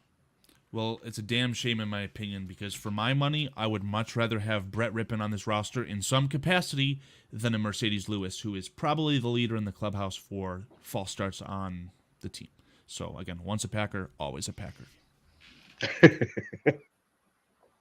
Yes. And on the fans side, we're like, we want plug and play players, and it's almost impossible to have. I mean, but recently we've had Patrick Mahomes and CJ Stroud and this Jaden Daniel. So that's a problem with fans. They want that. They want exactly that. But how many of those can you get every time? It's not that common. They're not wrong, Heidi. J2K has a comment in the chat. He asks, do you think that behind closed doors, Poles/Flus agreed with Caleb and his camp being the day 1 starter? So J2K, correct me if you're wrong. Are you saying that it was essentially under Caleb's terms that he would be the day 1 starter? I think that we should operate under that, but if J2K, if we're wrong, let us know. Yeah, well, I think they absolutely, when they made the choice, I think he even said it, once he made the choice to go with Caleb, that he was going to be the J1 starter. Yeah, like there was no mystery. Okay, J2K is corroborating. So there was no mystery around it, right? I forgot how many days it was for Flus to say that Caleb was the day 1 starter. Yeah. I'll eat crow. I'm okay with it. I think it's a no fucking brainer that Caleb is the day one starter. Whether it looks bad, the result looks bad right now, I don't care. I think you are wasting the development period. And for him, you're baptism by fire. We're not winning. Boo-hoo. I disagree with you. And I'll Sure. say I disagree with because we don't have the infrastructure to support him of being the day one starter. It's Meaning that ironic because it was labeled, Chicago was labeled as being the best place for a rookie quarterback, not just this year, but potentially ever. but the point Obviously, I'm making hindsight's 2020. when I say that we didn't have the infrastructure as far as the coaching, because when you name somebody the day one starter, it's like you've proven yourself. We got a young team. We have a young team, but yet our defense was showing marked improvement. So now you're throwing in a rookie quarterback with no with no experience per se, and it's like he hasn't earned it. Whereas these other guys, they haven't earned it, had to go through the fire, and those are things you don't do because in my mind, yeah, you just can't throw that guy in there because there is a hazing period for quarterbacks or rookies period. I'm sorry, for rookies. So you're my leader, but I get to still haze you. Therein lies somewhat of an issue of the dynamics, and I think that's there causes some type of uneasiness because okay, I can make you carry my bags, but then I got to listen to you in the huddle. Shorty, what's the name? What's the name of the Redskins quarterback again? Because I don't know if he's going through too much hazing right now. Jaden Daniels. Oh, Jaden Daniels? No, I tried to set you up, Shorty. You dropped the ball, man. Jeffrey Hayes, something like that. I don't know. The dancer, whatever it is. Oh, Gregory Hines. Thank you. I tried to set you up, man. Sorry, audio listeners. It was awkward. Yeah, he is great. He's Gregory Hines. Is Gregory Hines being hazed to death right now? No, he's second. His team is second in the NFC. So What I mean by haze, I'm talking about like at your practices and things of that sort. That's what I mean. That's something we don't see because that's a real thing in sports where the veterans haze the rookies. That's a real thing. So again, you throwing this guy in there. How are you handling? I don't know. I mean, because you have some guys who have that bravado of, hey, I had to go through it, so I want to make sure he goes through it. So, I guess this is the perfect time to talk about this. I mean, do you think that these isolated, tiny incidents with DJ Moore that are starting to add up quickly, do you think there's anything to that? Can I expound on that? Oh, go for it. It looks like you wanted to say something, Heidi. I'll let you go next. No, that's a great question. I want to know too. Here's my quick assessment of it. He is now the highest paid player in Bears history. Correct me if I'm wrong. So now his voice is that much louder, right? So if the players are starting to talk amongst themselves, and let's go back to the Commanders game. Caleb drove the ball down the field twice. The Redskins game. Thank you, sir. Caleb drove the ball down the field 2 times in a row to get them in position to win that game. They had that game 96.4% chance of winning in the fourth quarter. At the end of that game, 96.4% chance. And the incompetence of the coaching staff blew that game. I believe that after that fucking total mishandling of the clock and just that last 26 seconds was just unreprehensible. It's just unforgivable. I think that's where he lost the players, and a player like DJ Moore being the highest paid player on the team now has the voice to step out of bounds when he rolls his ankle rather than just keeping the play going. I'm gonna poke a hole in your souffle. We were talking about DJ Moore's body language during the Houston Texans game. We didn't even let the game finish, and it's exploded. Oh, body language this, he wants out that. I don't know. You're not wrong. Your point's not wrong. But with DJ Moore specifically, I'm more concerned.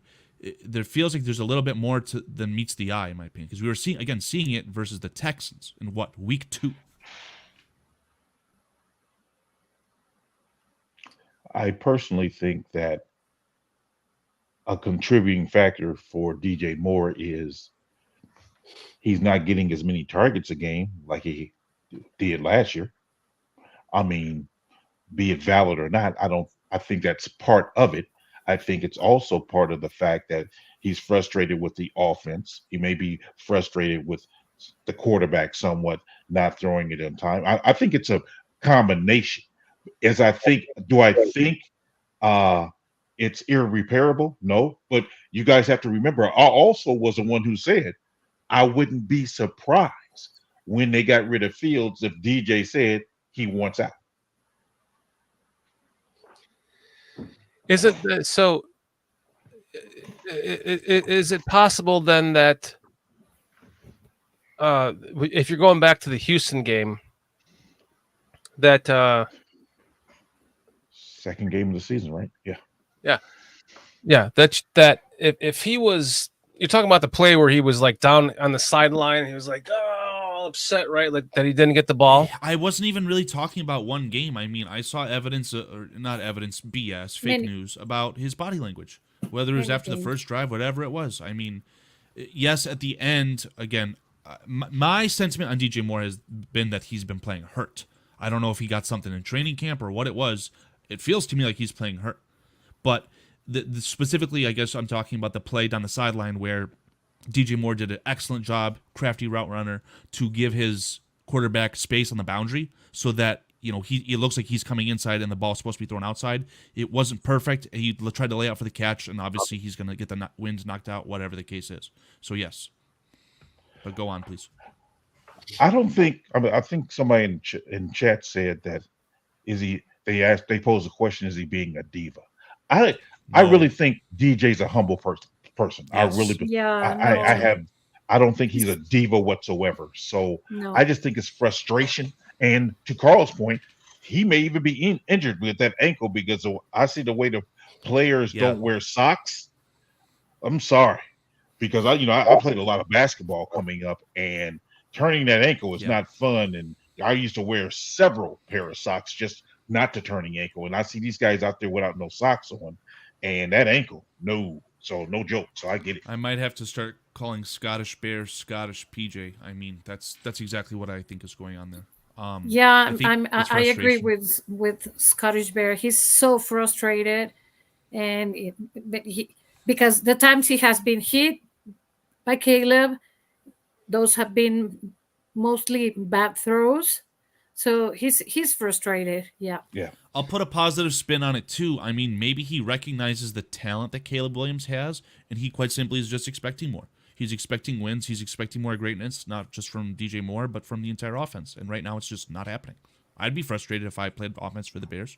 Yeah. Heidi, let me ask you: do you remember the game where it was? I lost my train of thought now. Damn it! I hate when that happens. It was after the game. It was a press conference. He was asked. He was saying that Caleb's getting a little bossy now, like he's getting but everyone kind of the Chicago media immediately jumped on that. They're like, "Oh, so you're talking shit about your quarterback?" The Twitter warriors weren't able to interpret the sarcasm and downright, sass via text. I ask you, so Heidi, do you think that was actually sarcasm, or was there some truth in that? No. I think it was sarcasm, and it was extremely the opposite. I think it was a positive thing. That's my opinion on that one. I don't think he was cheat about his quarterback. I thought that at the time too, but now looking back on it, is it possible? I'm just playing devil's advocate. Frustration is building on game by game, so things could have happened, and it could be true right now, but not back then.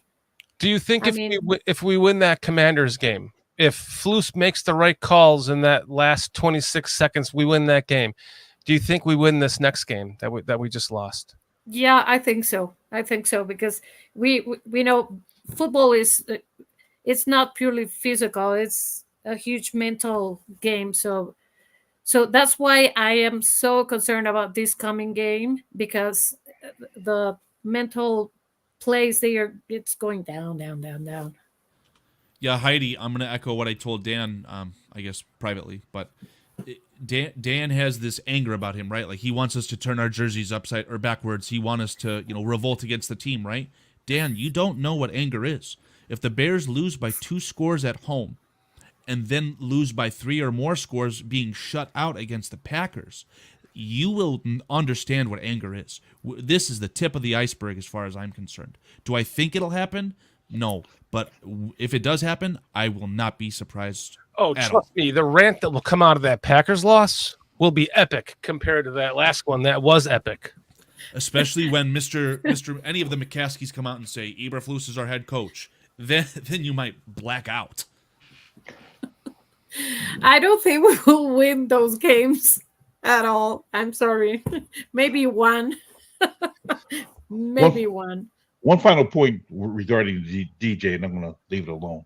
I think part of the frustration that he's feeling when it comes to the play itself, I can only think of maybe one pass play where he caught the ball in stride and went in for the touchdown. I mean, so he had a few of those last year. So, I mean, that's a satisfying feeling, when you be able to catch it in stride and continue on to make a touchdown. We just saw Jamar Chase make that exact play. In the past this season, I think we have seen success from the Redskins from it, and definitely the Lions. The Lions have ran it with Jameson Williams. So it's not a hard concept, PJ. I totally agree with you. They need to hit him in stride because that's his biggest asset is the after the catch. Were you done, PJ? Yeah. Okay. Yeah. Not to dwell on the negative. Can I offer, I guess, a positive from what I've seen? I don't know if we want to talk about what we saw from the Cardinals. I know you guys did the all-22, but I wanted to share some thoughts, I guess, and see if it lines up with what you guys saw in the film. Sure. But what I'll do, let me show you, I guess, something that could be positive. I'll start by explaining that the 85, this has nothing to do with CHGO, just kidding, it does. Cole Kmet was asked how he thinks the Bears can improve and kind of some keys, I guess, moving forward. And this is what Cole Kmet had to say. Areas that we need to improve are the explosiveness of offense and, getting more explosive runs and explosive passes within the game. And that kind of helps shorten drives a little bit, makes it a little bit easier getting in the red area and then finally scoring. And, when we've been in the red area, we've done a good job for the most part this season. And I think we actually rank pretty highly in terms of touchdown percentage once we actually get in the red zone area. But we got to get there, and I think the explosives will help with that. And then, so let me show you a explosive that should have happened but didn't happen against the Cardinals. Please keep an eye on Mr. Roma Dunze. Just naked. If he has any time, he's able to hit Roma Dunze, in my opinion. This is something that I've been trying to echo. I think that Roma Dunze needs to be treated in the playbook as if he's wide receiver number 1. He is always open. Always. What, no super chats? Honestly, we need some super chats now because CHGO is going to monetize this podcast. We're currently working for CHGO. But seriously, I mean, Roma, what did you guys see from the film? I don't know how far deep you got into it. What did you see from Roma Dunze in the offense? Just bad, or what I saw was a lack of time to throw it. I think I saw a quarterback seeing ghosts. Yeah, I think throughout the year, what I've been seeing, a lot of times Rome is dropping some passes, so you can't necessarily blame Caleb for that. PJ, it was kind of like the perfect storm to play against Caleb Williams, right? Caleb Williams had some bad overthrows. He had a really bad overthrow early before any of the BS would have affected him to Keenan Allen. Then he had perfect throws to Keenan Allen, Roma Dunze, and they dropped him. So it's just the way that it's working against the Bears on offense right now is perfect. Yeah. And then on defense, I don't know what you guys saw. I mean, specifically, it was ironic to me that especially once Big Bill was not in the rotation anymore due to his pec injury, we saw more and more Zach Pickens. Oh, by the way, the Bears had their worst defensive line performance in the Eberflus era. So, well, I think that came down to run fits, because if you go back to the Indianapolis game where the Indianapolis defense was their down linemen were taking up 2 blocks to where the offensive line couldn't get up and block their linebackers. Cardinals did just the opposite for us. They made sure only one blocker occupied one of our defensive players, and their offensive lineman was able to move up to our linebackers to where Edwards as well as Edmonds both was getting washed out or blocked away. I'm sorry, PJ. Are you talking about the Colts still, or are you talking about Arizona right now? Cardinals. That's what I said. Thank you. The opposite. The opposite is what the Cardinals did for us. I mean, against us is their blockers was able to get on our linebackers and take them out to play. Yeah, I mean, you're going to know a lot more about the defensive line than I am, PJ. I felt like because there were a lot of counter runs, and I don't know if this is a design of the counter, but it felt like the offensive line of the Cardinals was like one player, either of the guard, whatever side it was. They were allowing one of the defensive tackles for the Bears to essentially over pursuit. They were allowing them through the line to essentially open up the hole for the cutback. And I saw Zach Pickens fall victim to that often. So now with Billing being out for the rest of the year with a torn pec, I am very, very scared of having to put Zach Pickens into the limelight, so to speak. Well, I think, he might be up for the task, but I realize he is coming off injury. However, we do need a big body that can move. And me being the homer that I am, if Eddie Goldman so happened to go on Atlanta's practice squad, bring him back, is all I got to say. Let's talk about a defensive tackle on the practice squad. Travis Bell is a name that I'm very interested in. I thought they released. It's worth throwing a flyer. I don't think he's affiliated with the team right now, but I mean, I have a feeling if he's available, they could get him. You think it's worth anything? I don't know the difference between him and Mallory. Mallory is the one who's currently on our practice squad. Potentially. I'm not too sure if I'm being honest. I don't know as far as body size. And that's what I'm specifically thinking about is body size right now. Because I think, if I'm not mistaken, Mallory's like 290. That's not big enough to me. I think you need a bigger body. I know Billings is more of like 6'2", 320, I think it is. Somewhere around there. And I was thinking about like Eddie Goldman. I know he's like 6'4", 330, something like that. So you need a big body.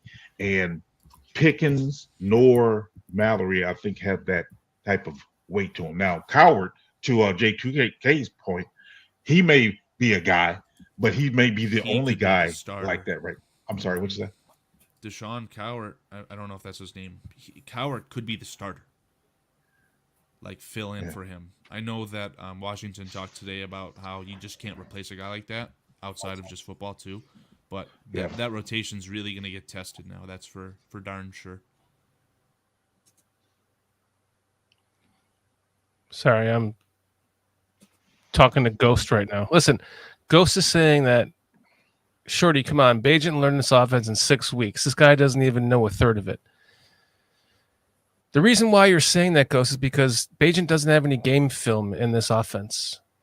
If you put, doesn't matter who the fucking quarterback is in this offense. It's not going to matter. It's all going to come down to coaching. And we saw the horrific failure in the Commanders game that exposed exactly what we know this coaching staff is. And are you omitting anything regarding Tyreek Stevenson? Tyreek Stevenson, he certainly did not help that at all. But Yeah, I mean, the- he the- was the fact reenacting is- a WWE scene with the fact is, Generation X. the play before the Hail Mary, they were in a Hail Mary defense when there wasn't enough field to throw the ball for a Hail Mary with. Great point. It's called being a pansy.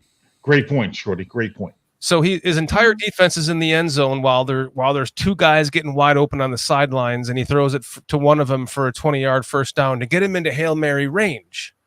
That set up the Hail Mary. Then after that, he leaves a spy in to spy the quarterback in case he runs, when all you want is the quarterback to run the fucking ball on the last play of the game. That should be a Hail Mary. Now all your 12 guys are in the end zone and they all come running up to stop the guy. From that point on, it becomes a pitch game, right? You got to keep pitching it back behind the line of scrimmage to advance the ball, because you're not going to get anywhere unless you do. The game's over. So why are you spying a quarterback on a Hail Mary? That's mistake number 3. Then you I genuinely think, if you're not going to say it, not taking a timeout before the last play even happens. Right, all that. Then you add in Tyreek Stevenson did not help, standing over there jawing at the fans on the sideline. Not only did he not help, it was his responsibility. That's why I was about to say, regardless of whether it was his responsibility or not on that play to stop that pass, they should have never even gotten to that point. So that's on the coaching matters. Yeah, that started before Tyreek was doing his thing. 100%. Eberflus has 100% shown that he cannot manage the situational game of football. He just the first, it was against the Colts. I'll say it again. I apologize for repeating myself. In the third quarter, it might have been the end of the beginning of the fourth, end of the third. They kicked the ball off to the Bears. I turned to my wife. I said, "This is the drive of the game. They have got to go down the field, score, and then go for a 2-point conversion." They do that. They go down the field. Caleb Williams throws his first touchdown of his career on that beautiful fade for a touchdown. And then one coach puts up 2, one coach puts up 1. There's confusion. They call a timeout. Like, how could you have not known that they were going to go for a 2-point conversion after that? How could you be so situationally unaware? And I said to my wife during this last game when it was 14-6 and the Bears had the ball, and I said, okay, so if they drive down the field here and they score, they're going to get 6 points, right? She goes, yeah. So then the score will be 14-12, right? She goes, yeah. I go, so then do you go for a 1-point kick or do you go for a 2-point conversion? She goes, you go for the 2 points to tie it up. I'm like, okay, thank you. Just want to make sure that you and I both know that, just in case they score on this drive, which they didn't. But even my wife knew. And it begs the question, if they did score on that drive, would they have known that they were going to go for a 2-point conversion before they fucking started the drive? I have lost all of my confidence in this coaching staff because of shit like that. You are omitting regarding the Colts. I mean, it's a very unique situation. The rookie quarterback and the rookie wide receiver, who are damn near best friends, scored their first touchdowns together. So it's a unique situation. It's not an excuse. Everything you said, valid. It's not an excuse, but it is something to think about. I think the 2 things. After you were criticized publicly for the Hail Mary, how can you let it happen again? The Bears had a worse play. He called the wrong play, admitted to calling the wrong play at the end of the half against the Cardinals, and gave up, in my opinion, a statistically even more hard touchdown to concede with DeMarcado's run. I thought that was even harder to give up than the Hail Mary. That was equally as stupid. And how can you lightning doesn't strike twice. So I think that's a very much an indictment on him. But in my opinion, if you want to talk about the bad with Flus, for me, it starts and ends when your crown jewel of your franchise, Caleb Williams, is playing in a game where you statistically cannot win. You're down by 3 scores, and you only have time for 1 more score. Why is Caleb Williams in the game at the end of the game against the Cardinals? It's stupid. Against your third, literally your entire offensive line at that point is your third choice. aside from maybe Tevin Jenkins, who I think was in the play. Your left tackle, you're down to your third choice. Your left guard, that's Tevin Jenkins. Center, definitely your second choice, in my opinion, behind the guy you gave up draft capital for. Your right guard, don't even know who it was at that point. Pryor.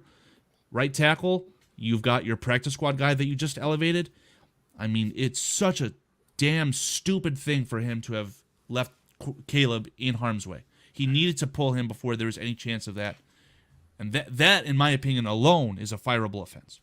Hey, Shorty, can you explain to Lucas Vanderhyde why we're wearing our shirts or jerseys backwards?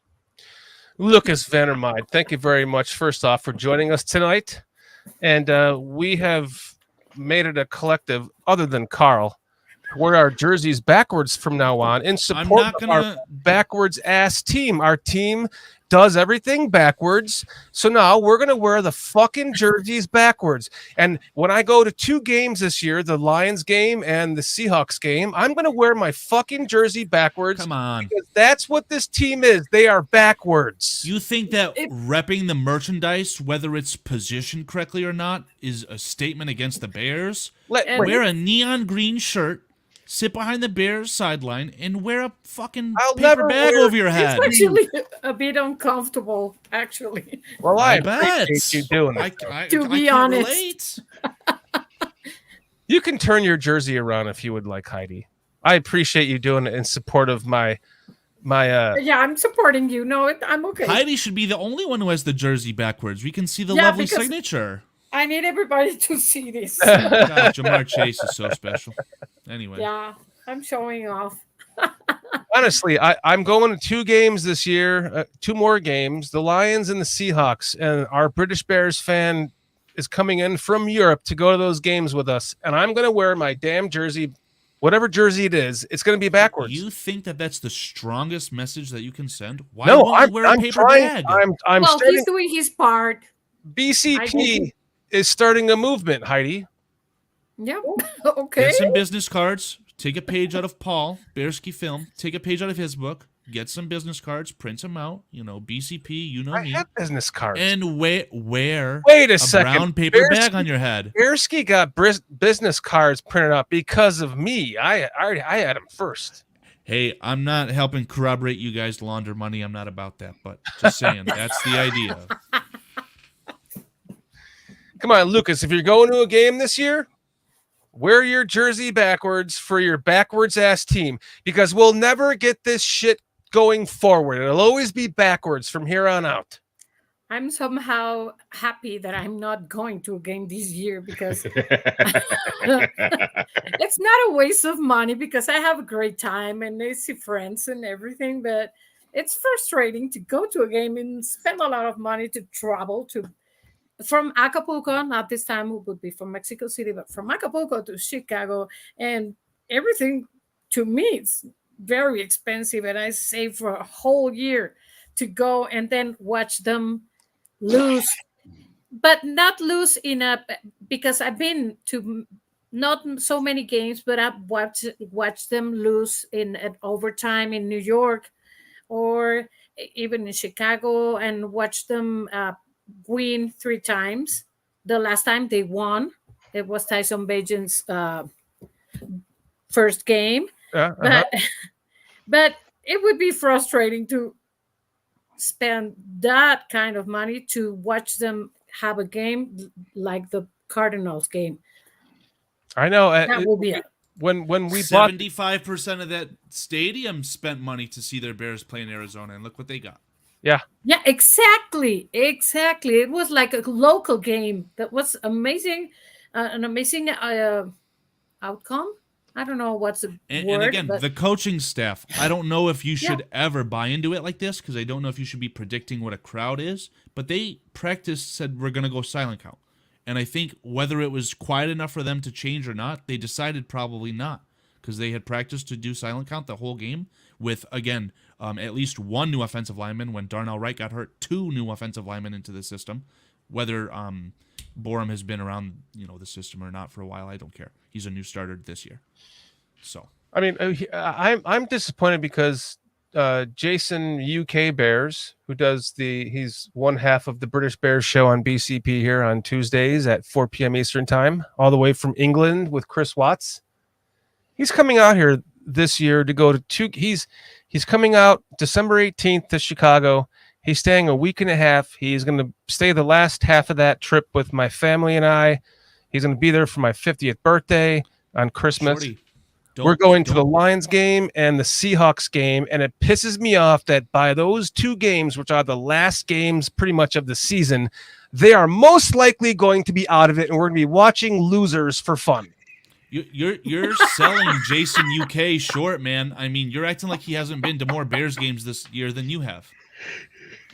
The same amount. I'm sorry. You went to the Tennessee game. Yeah, exactly. That's Jason UK. He was at the game against the Jaguars. So yeah.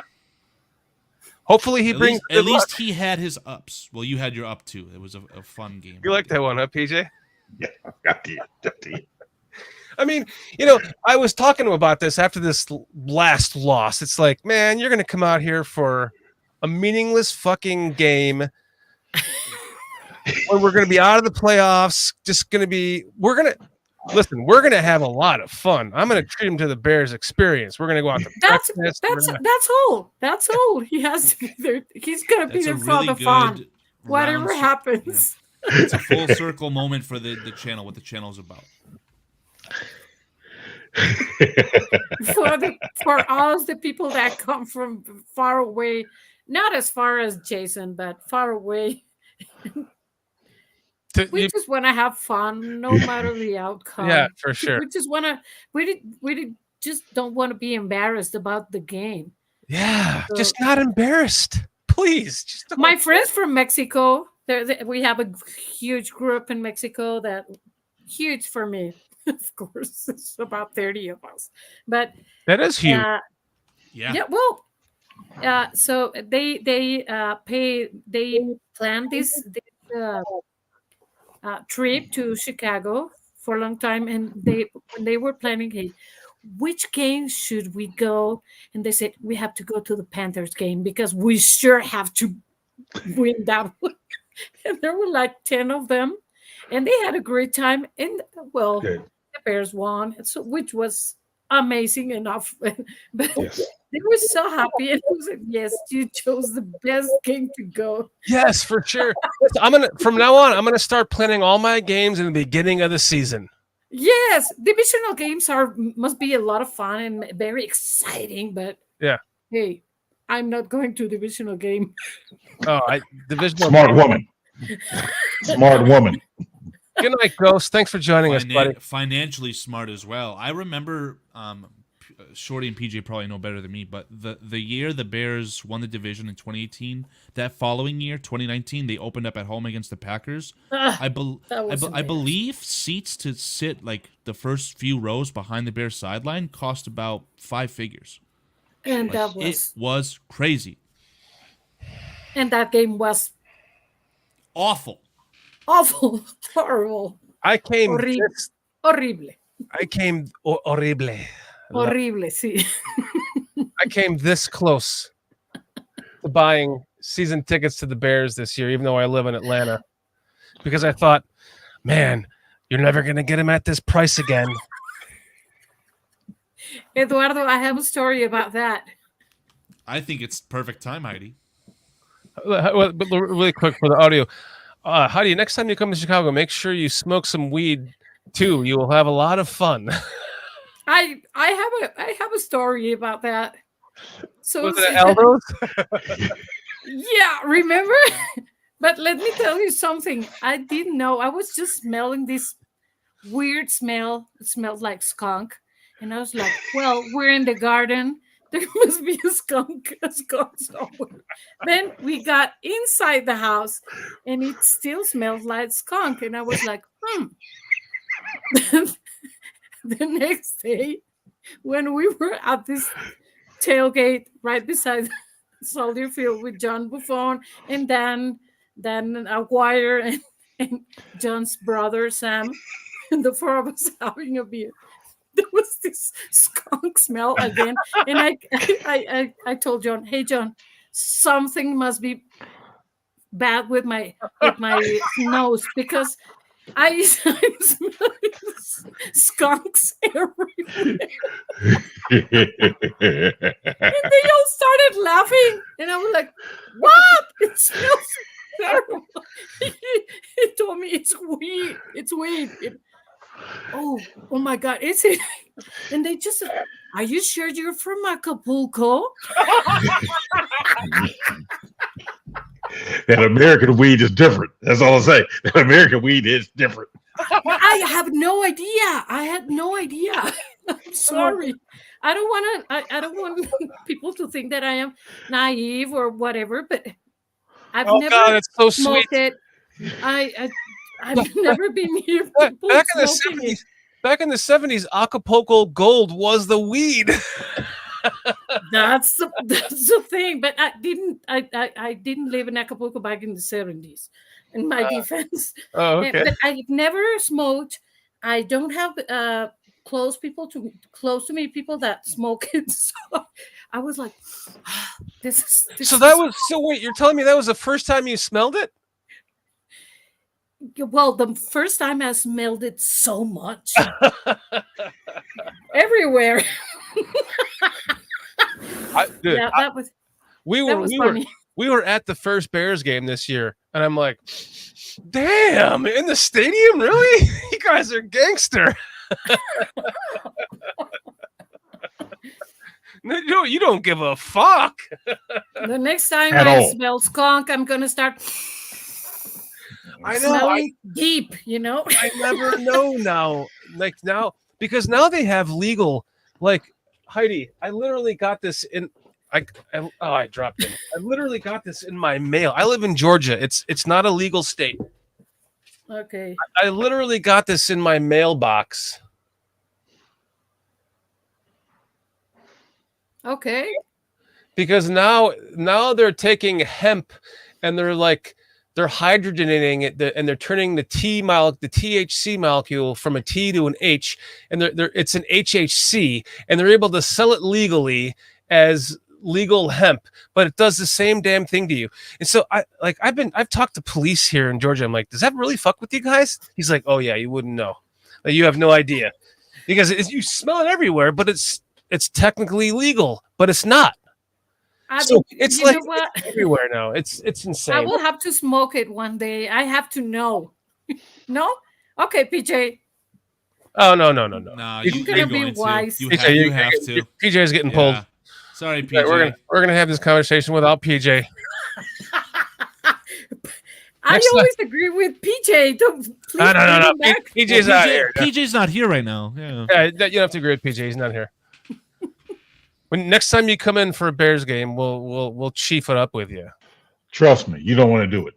I'm not sure about that because I don't know what will do to me. So I may just make a fool out of myself, which I do. If it's without smoking anything. If it's truly your first time, it may not have any effect on you, or you may not notice it.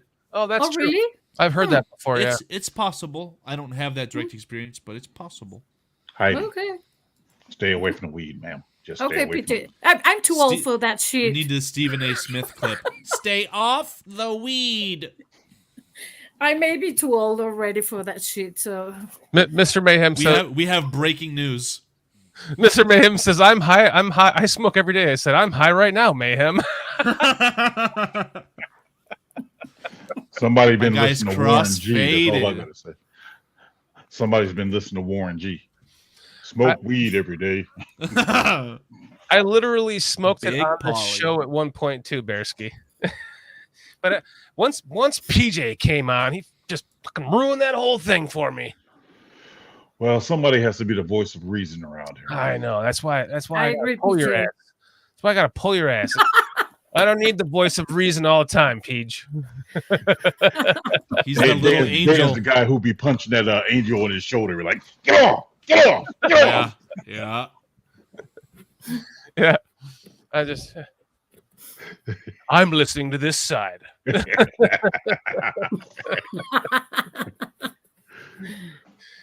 Guys, there's two things I want to do before we end the show. And one is I want to get your predictions for this weekend.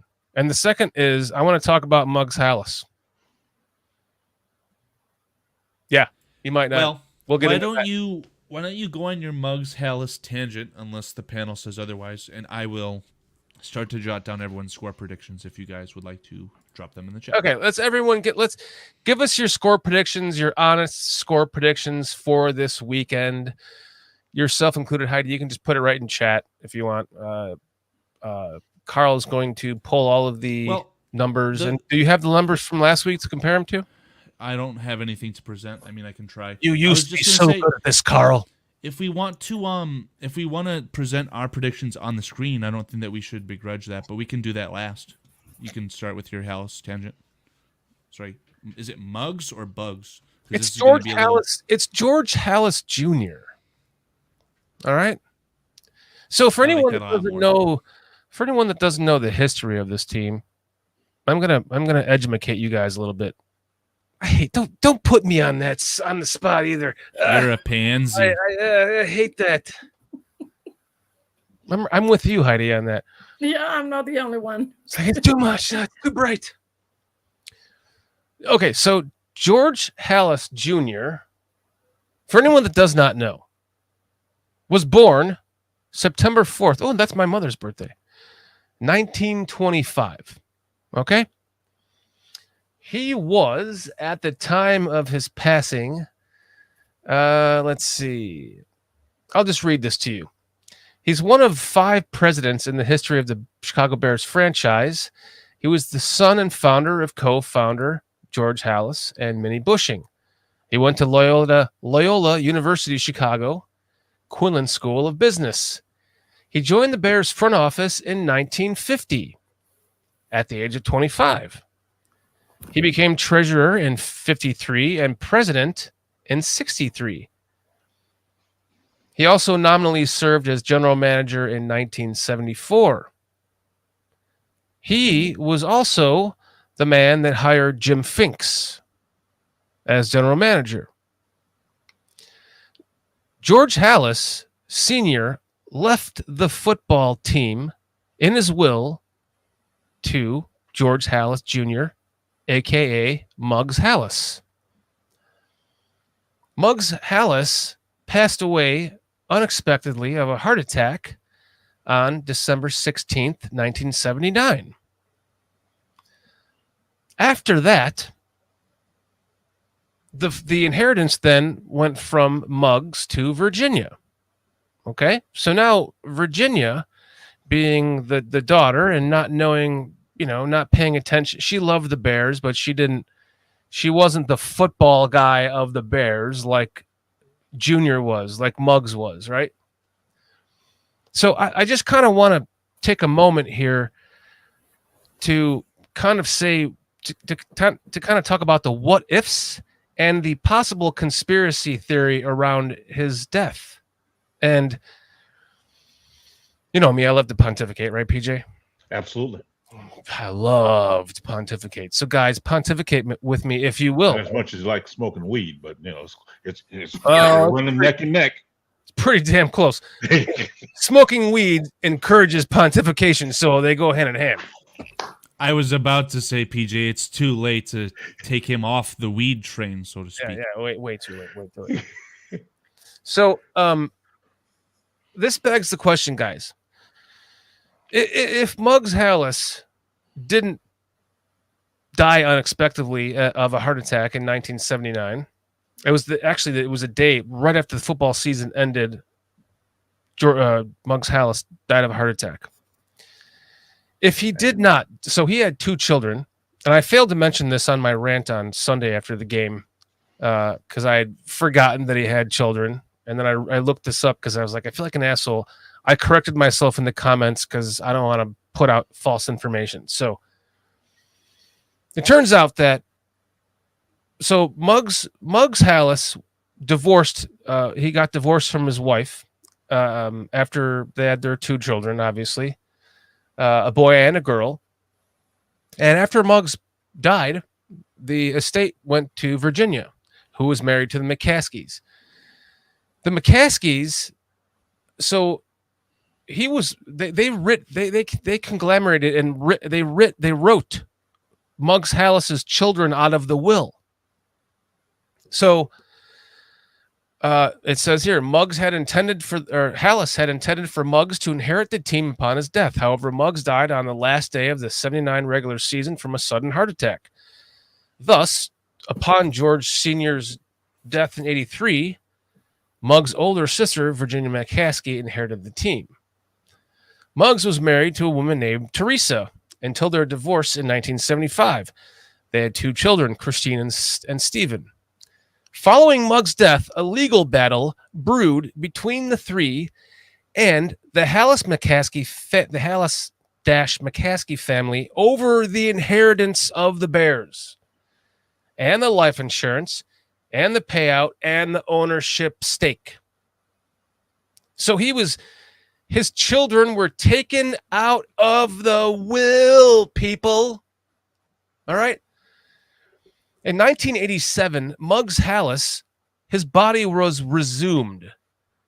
His remains were exhumed and subjected to a second autopsy at the request of his ex-wife and his children. The forensic pathologist conducted the autopsy, noted that many of Muggs' internal organs, including his heart, lungs, and spinal cord, had been replaced with sawdust. His ex-wife's attorneys alleged that Muggs' death was not due to natural causes and thus subject to further insurance payouts. An Illinois appeal court rejected all of his ex-wife's petitions in 1988.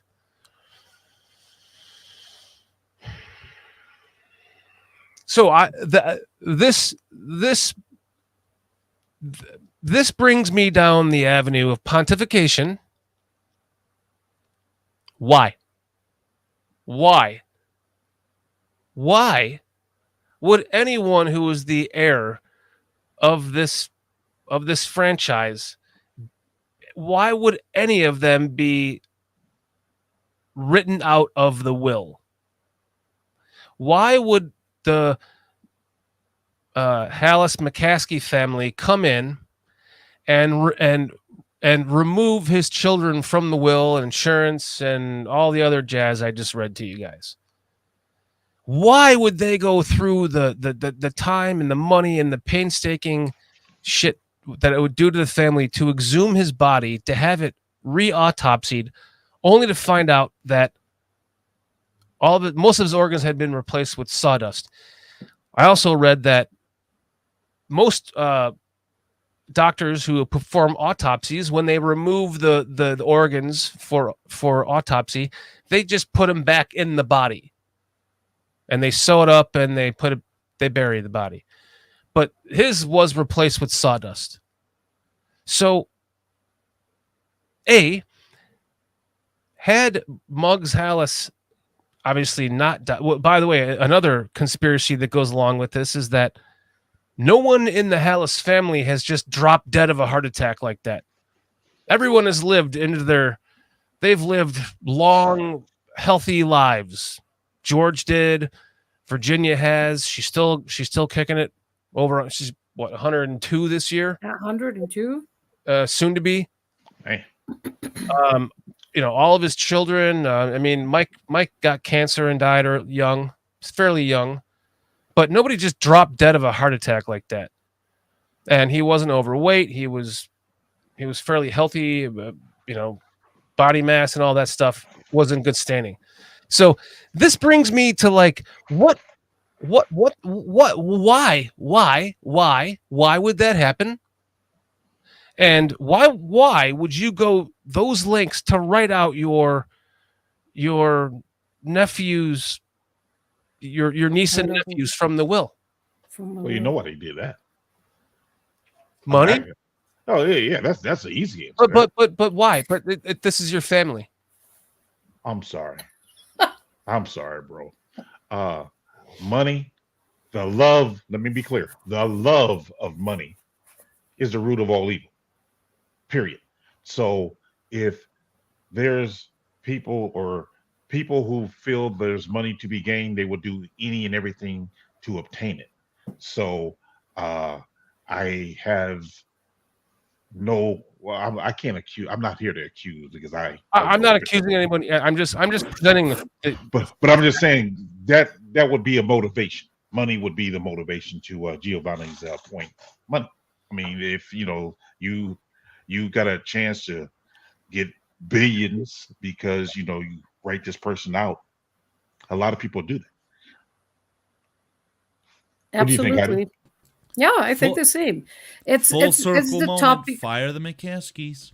Yeah, but nobody can fire the McCaskey. So yeah, money moves everything, and it happens at every level in life. I know it by heart because it happened to Absolutely. me. So, and it's not big money. So on Right. those levels, yeah. So at those levels, it's always money, and it brings me to this question: do you think, because people are waiting for this, it sounds awful, but do you think when Virginia McCaskey passes away, do you think they will sell the team? I don't think so, because you don't sell the golden goose. Yeah, exactly. I've heard a lot about this in the past years.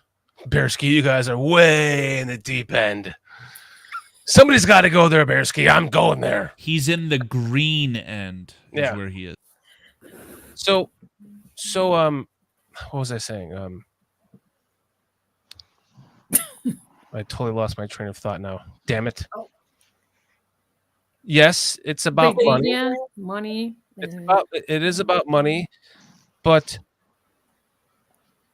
why would you write out if you have no competent skills to run a football team?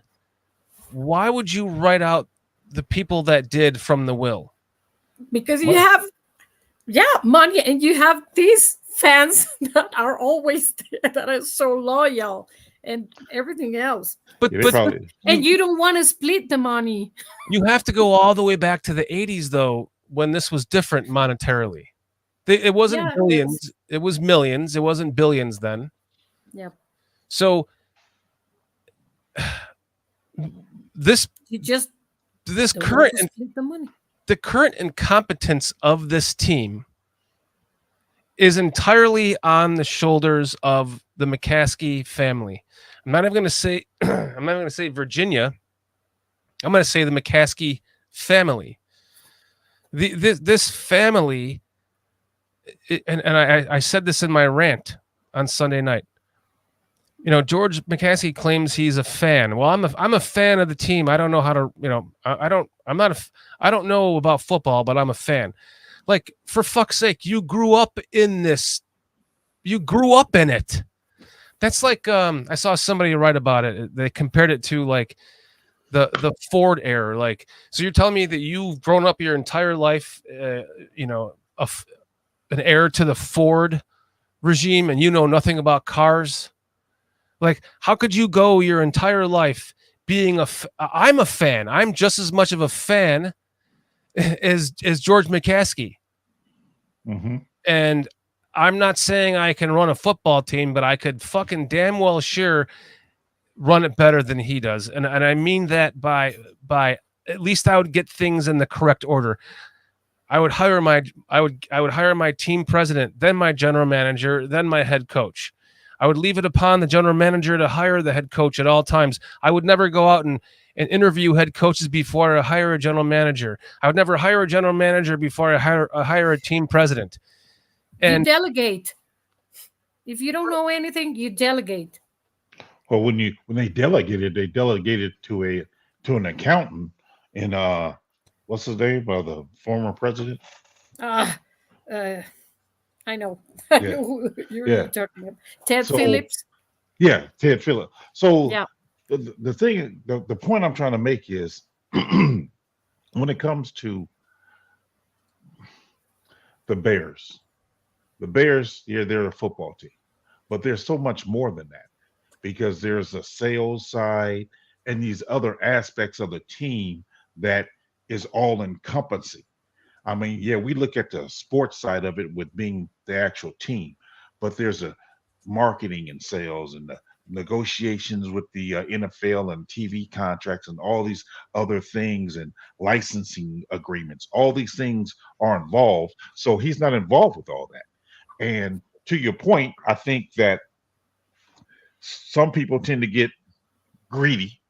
I'm not accusing, I'm just saying people get greedy. And if I have an opportunity to get my cousins out of the wheel and I can just stay in it. I mean, that happens all the time. Again, I'm not saying that's what the conversation was or whatever you or how that went about. It happens. Yeah, it does. I mean, because I've seen people argue about an inheritance of $5,000, let alone millions of dollars. So it happens, man. You just can't just count how greedy people are. And then if I can keep on getting this golden egg, why would I want to sell it? I don't want to sell that golden egg. I want to keep on trying to keep on milking it. I mean, because there's some people I'm sure in that family who have no idea who is on the Bears team. You probably tell them like, man, Caleb Williams, like who's that? But they receiving that money. So that's all they care about as long as they get that money. Like, hey, I get this stipend or this check once a year or bonus money every year. It's when you're talking about billions of dollars, trust me, there's some foolery going on in there somewhere. Exactly. fishy Yes. foolery. Yeah, exactly. I have been every single year. I've been uberly optimistic. You've seen it already a couple of years now, Peach. I predicted 13-4, and the first team to win the Super Bowl with a rookie quarterback. Mm-hmm. Meanwhile, the exact same thing that I predicted right now, game for game, win for win, is the fucking Commanders. And by God, if they're going to become the first team to win the Super Bowl with a rookie head coach or quarterback, at least I predicted it. It was just the wrong team. I bet you're wrong. I'm not saying that they will. I don't think they will. But if they did, it's going to make my prediction look a lot worse, right? It was just the wrong team. But if they beat the Lions, if the Redskins beat the Lions in a playoff game, I think that you should take a page out of Bearski Films' book and shave your head and dye your entire face blue and see if your hair grows back. Like Lions blue, for the record. Bearski doesn't shave his head though. That wouldn't be taking a page. No, you don't. Do you not remember Bearski's story? Oh yeah, you're right. He does. On the anniversary of Halloween, Paulie, we don't forget these things. I'll be joining you soon. Don't you worry. Stop growing. Yeah. Dang, J2K, I turned the game off. Sorry, I jumped back. I didn't know if you guys were done pontificating. Yeah. What? So, wow, 35-34. Joe Burrow, give me the points. Keep throwing. Wow. I guess, I mean, we can all sit up here and talk shit like, well, I can at least. I can sit up here and talk all the shit I want. But the bank.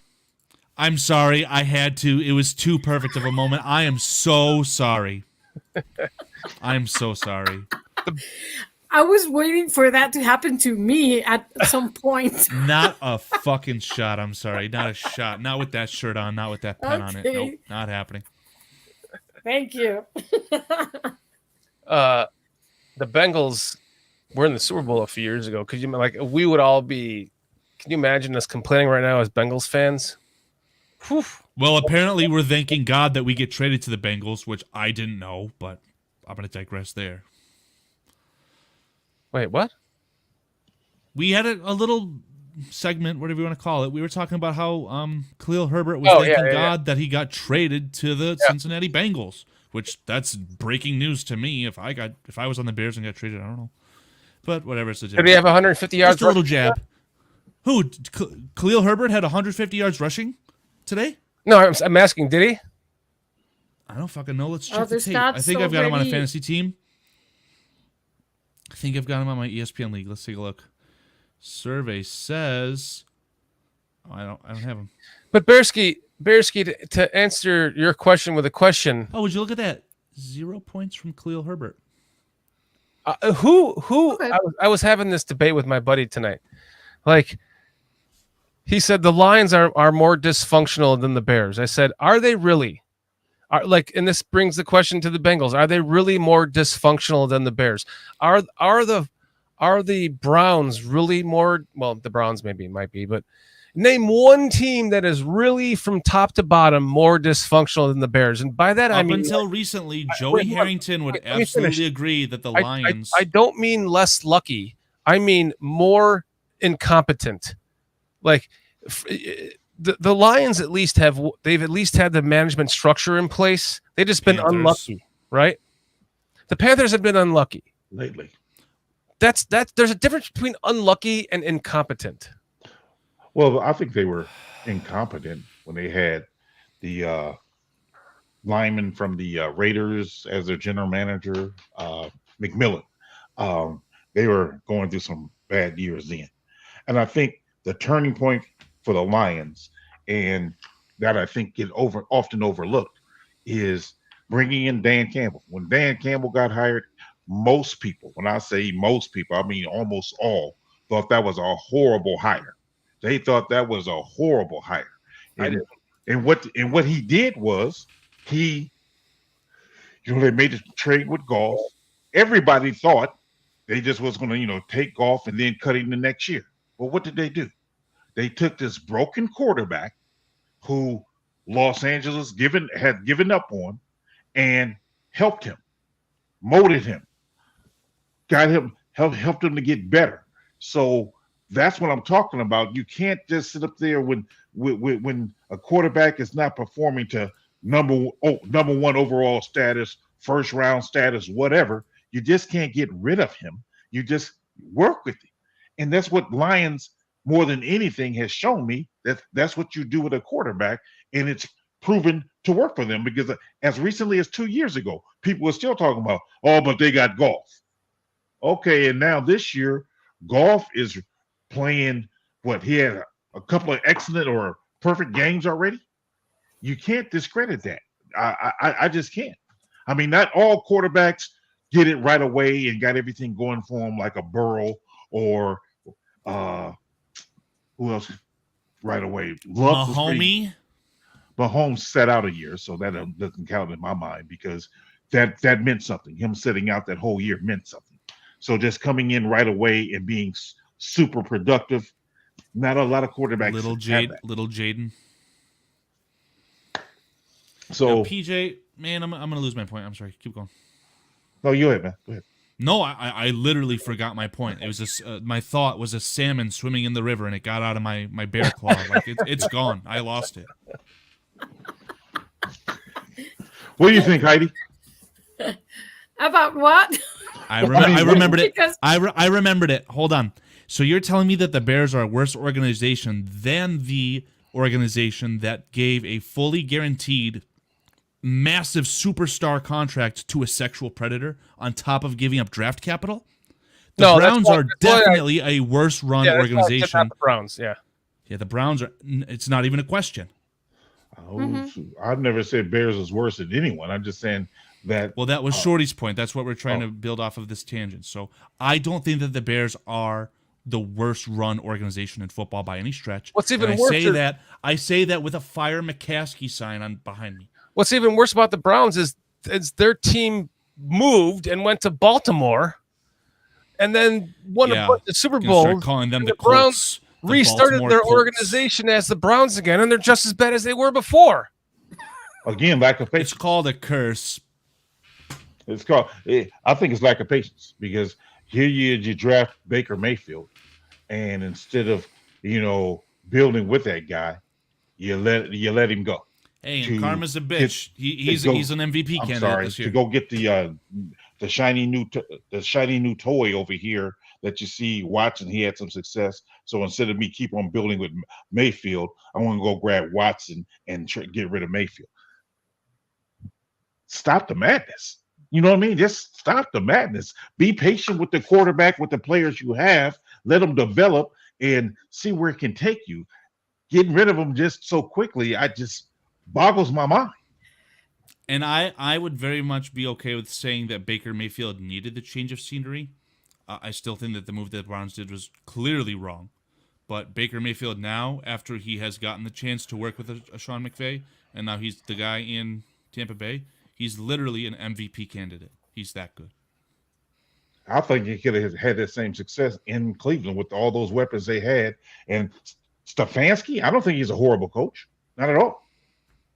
Well, hopefully he gets fired from that cursed franchise, because I would love for him to be an upgrade for the Bears at head coach. But Yeah, because Ben Johnson isn't coming here, guys. Get that out of your heads. I see. Albert Breer thinks so. Adam Schefter says no. Who's the liar? Guys, put your score predictions in chat, please. Oh. What were you Do you gonna want me say, to show? Do you want me to show the Cardinals? No. I I was agree, gonna say JJ. that it's not the first time. I mean, the Browns have screwed up at quarterbacks. There's a long list. So I'm so happy for Baker Mayfield. He got away, and so good for him. Did you get a chance to watch the Monday night game, Heidi, against the Kansas City Chiefs? No, I was working. Okay. It's no gonna worries. be I'm harder just saying, for me to watch games from now on, but Sure. I'm gonna try.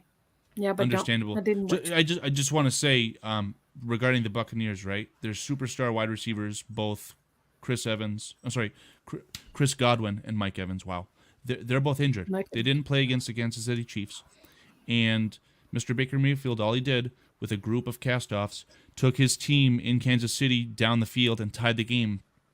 Took it to 24-24. They could have gone for 2 points and won the game outright. So, like, the quarterback is legit, is what I'm trying to say. Yeah, I'm sure. I agree. I think a thing that we also overlook with this Matt Eberflus coach debate, it's not known whether or not he had a 4-year contract or a 5-year contract. And if he has a 5-year contract, meaning he has 2 more years, the likelihood of the Bears getting rid of him at the end of this year is very minimal, because they're not going to pay. So let me finish. They're not going to pay a fired head coach 2 more years with him not being here. That's not something they do.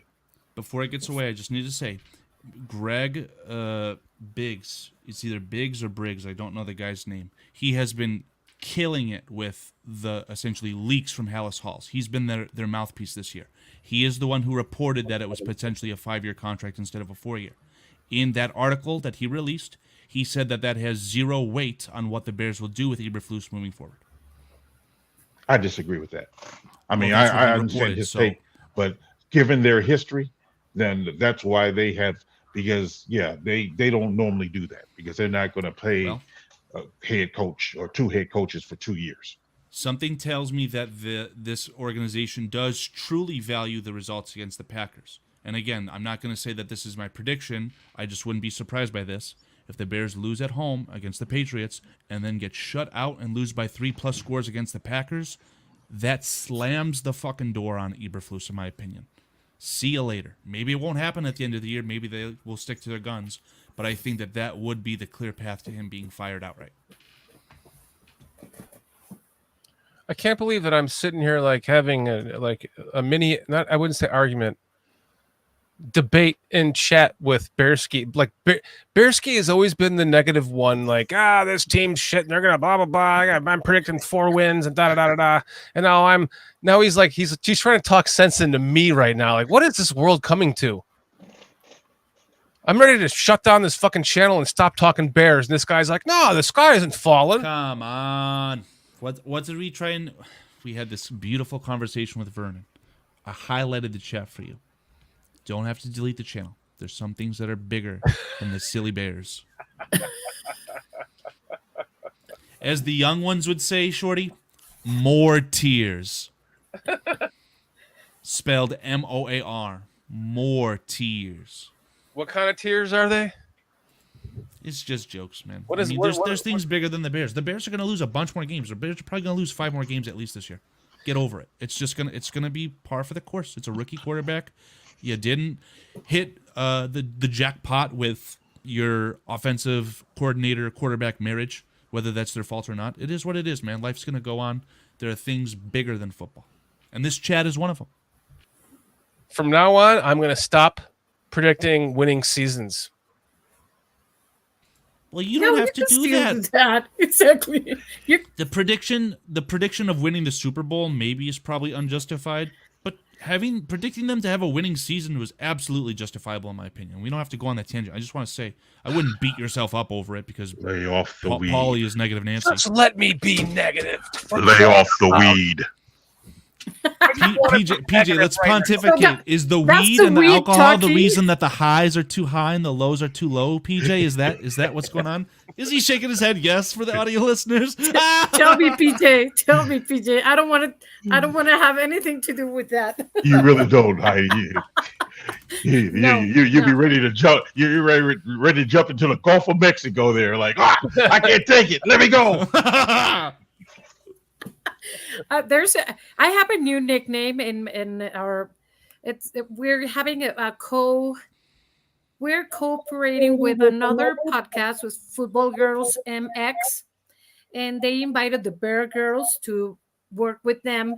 So we have a weekly show, and one of the fans of the show put a nickname on me. He calls me Ebria de Poder, which is drunk with power. Drunken with power? That. Yeah, because when they asked me for my predictions for the Panthers game and then the Jaguars game, I said go big or go home. I predict 35-17 or things like that. Hey, Heidi is so drunk in power. And I was, yes. But then my predictions started to go down. It was like, now I'm I have a huge hungover and I'm being more conservative. So life has a way of teaching you, doesn't it? Yes, it does. It does. Life has taught me that I'm not predicting a winning season anymore. I'm done. Shorty. We'll see. Cut it. We'll see because we have short memory. Bears fans have a very short memory. Winning streak. Shorty's going to change his answer. Yep, we still winning the Super Bowl. I will jot that timestamp down, PJ. I'll make a little short out of that guy. 2 hours, 43 minutes, and 20 seconds. Shorty of last year would have been like, we only have 4 losses. I predicted 13-4. We just have to win the rest of them. Shorty is still like, if we win the next 3 games, we're going to the Super Bowl. The only thing that I have to hang my hat on is they don't have any more away games at high noon on a Sunday. That means maybe we can win one of these away games. That's the only inkling of hope that I have, is that none of these away games are at high noon on a Sunday, because he's 0-18 on those games. Terrible. Is that a good time to segue into last week's predictions and then what we're thinking is going to happen for next week? Yeah, let's do it. Let's get our score predictions. So again, let me list off the names that I have from the chat that I've gotten your predictions for. So I've got Heidi, Scottish Bear, Ghost of Judah Tribe, Eduardo Isaac Rodriguez, Ant Miss, and Polsky. You are the guys who only predictions I've got so far. So please, if you have not heard your name, drop your prediction in the chat. I will jot it down. And I will do my darndest to try and get what happened last week on the screen as far as the predictions. But if you guys want to make your predictions against the Patriots, go ahead. What do you think? Oh, Heidi, you already said yours, didn't you? I'm sorry? You already said your predictions, correct? Yes, I did. King Booker World is saying 28-13 Bears. Shorty, you want to go? No, I don't. I'll go last. You always go last, man. It's my turn to go last. I have to. You guys, I wait. I will go. I wait for you guys to talk me out of the gutter at this point, and just. I will give my prediction, I guess. Then, and this is not to kind of Brown knows Heidi here. I 11 like to Cairo 9 Santos Bears. as well. But I have the Bears not scoring a touchdown this game. I will say that the Bears will win 15-13. All Mr. Cairo. Wow. Papi Santos. Okay. I call him the little Brazilian that could, for the little toaster that could, because he's such a small guy. But I love him. He's awesome. Already shorter than you, Heidi. I don't know how tall you are. I do know how tall you are because I met you in person. He's probably shorter than you are. You're not that short, by the way. No, yeah, I am short. I'm 5. 4? No, 5. You're 5'5"? 5 tall? 1.56. 155 is 5. 5 Okay. feet tall. So he's shorter I'm than you. He's shorter than you. He's No, not shorter than 5 really? feet tall. 4'7". He's a hobbit. Oh, he's Come on, he's like pal. a toy. Papi Santos. He's Get a so grip. cute. Stay off the weed. I was kidding. Now I know where that skunk smell came from. That's going to be an audio clip. Thank you. I got to write that down. Oops. 2 hours, 46 minutes. J2K saying that you have to pull the clip from when she says, I got that. yeah, Yeah, it's 2 hours and 4 minutes. Heidi's weed comments. That was a I great story, by smelled the way, skunk Heidi. in the garden. She said that. Aldo's gonna kill me. Because I was thinking there was a skunk in his garden. Do I get to say my prediction? You put in the private chat, so I wrote it down, but please tell the Oh, audience. okay.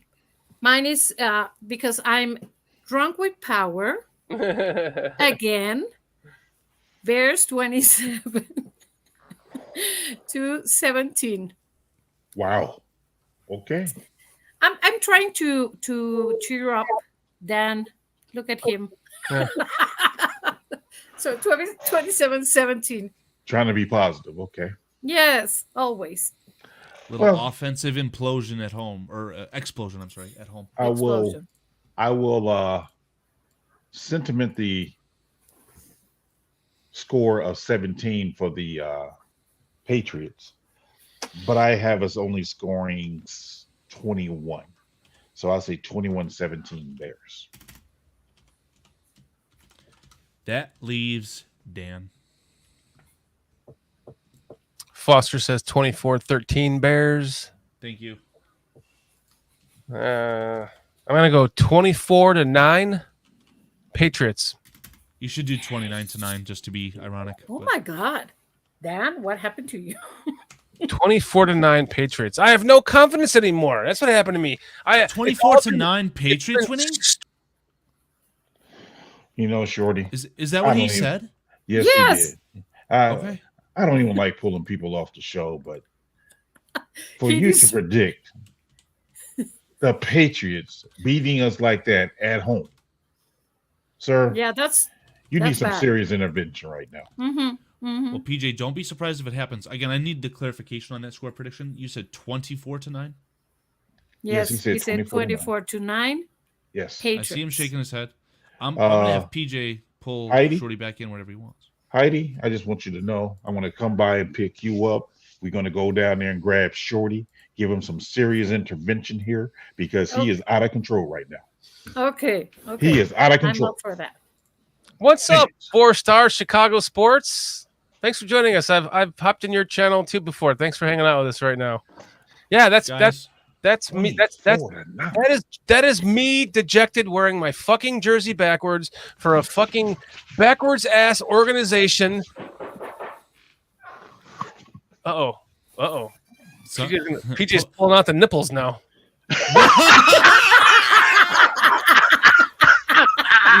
249. That's another great audio bite. Ooh. I can't even say nothing now, bro. I can't say nothing now. Maybe that's what the Bears need to do is pull the nips out. Man. Yeah, clipped. Okay. Absolutely. Yeah. Well, I have no words there, J2K. I have no words. 4 stars. Chicago Sports says if the Bears lose 24-9, I'm fucking done. Don't be surprised if it happens. But 4 And stars. we Do you see have that a every time prediction? Here we are. Yeah, what's your score prediction? Four stars? So guys in chat, I've got if you haven't heard your name before this, or you probably heard your name before this, but additionally I've gotten King Buka World, J2K, Mr. Mayhem, and Foster. Anyone else, if you guys don't have your predictions, please drop them in the chat. Buka saying Bears lose this game. Eberflus needs his Greyhound ticket in the locker room. He needs the big wooden paddle and just spank his ass. Like, get the fucking Greyhound to that ticket. Point. You shouldn't get the Greyhound ticket. Just the kick in the ass. I'll just say, what do y'all say? So when the team meets in the locker room after the game and he's standing in front of the team giving a speech, that poses walk up to him and go, "Here you go, buddy." As he's walking to the stage, he gives. Oh, okay. They bring out Waldron. Right. Yeah, here you go. Like, what's this? Early Christmas present or something like that. Is a Greyhound ticket. I gotta tell you, Bearski, your optimism right now is absolutely like I feel like I'm in a different universe right now. You're optimistic and I'm not. Wait, are you? You've got to be joking, right? Bearski, I see a 27-13. It feels like you're reacting to someone. I don't know if that's your prediction. Bearski, I wrote down your prediction as 3 to -7, the Patriots winning. That's the prediction I wrote down. So I don't know if that's correct or not. The Patriots are the worst fucking team in the league, and that's why all of a sudden they're going to have the best defense in the league against us this week, and we're going to score 9 fucking points. They were the worst fucking team in the league with Jesus, I almost said Gerard Mayo. Who's the quarterback? Brisket. That quarterback. Yeah, that's when they were the worst team in the league. But they've got a player now. I think that one of the keys to the game is just making sure that Drake May doesn't pull a Mitch Trubisky and beat you with his legs somehow. 4-star. If you're going to any games this year, make sure you wear your jersey backwards in support of your backwards ass team. Wear a paper bag on your head. Just wear your jerseys backwards and tell them that BCP sent you. Yes, please buy Bears merchandise and wear it to a game. That's a strong statement there, huh, Shorty?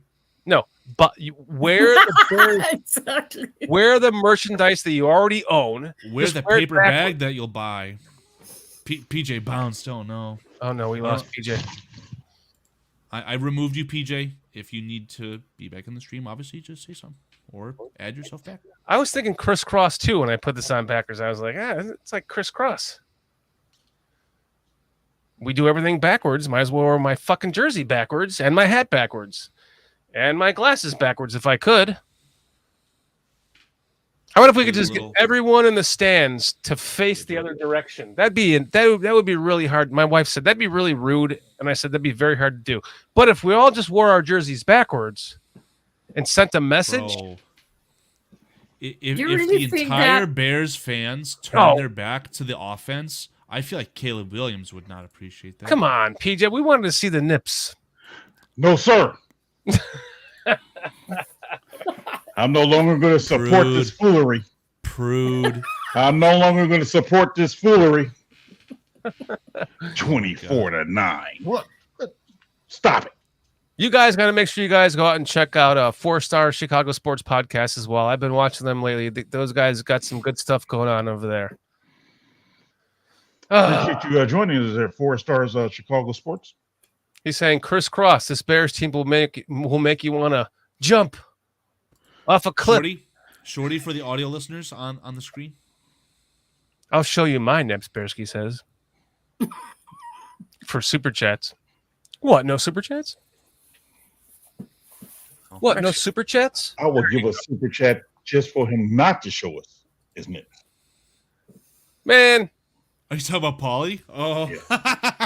I don't even think you would know how to give a super chat to your own channel, PJ. Like, he had to call me last week and like, what's the show about? I'm like, look at the fucking thumbnail, man. The thumbnail says it all. What are you asking me for? You know, PJ. Oh, I don't like that, Shorty. I don't like that, Shorty. PJ was on his own show for a year and a half before he was a subscriber to it. Hey, I have a life, sir. You can't subscribe to your own damn channel? Hey, I watch it every week. So you got to subscribe to it. Well, hey, I was kind of busy. Every time we talk, he's like, Subscribe right now. You say after this, I'm gonna be watching YouTube videos all night long. And you can't subscribe to your own damn channel. Well, I don't go back and rewatch us anymore because that's like a 3-hour show. Amen. Who wants to watch a 3-hour show?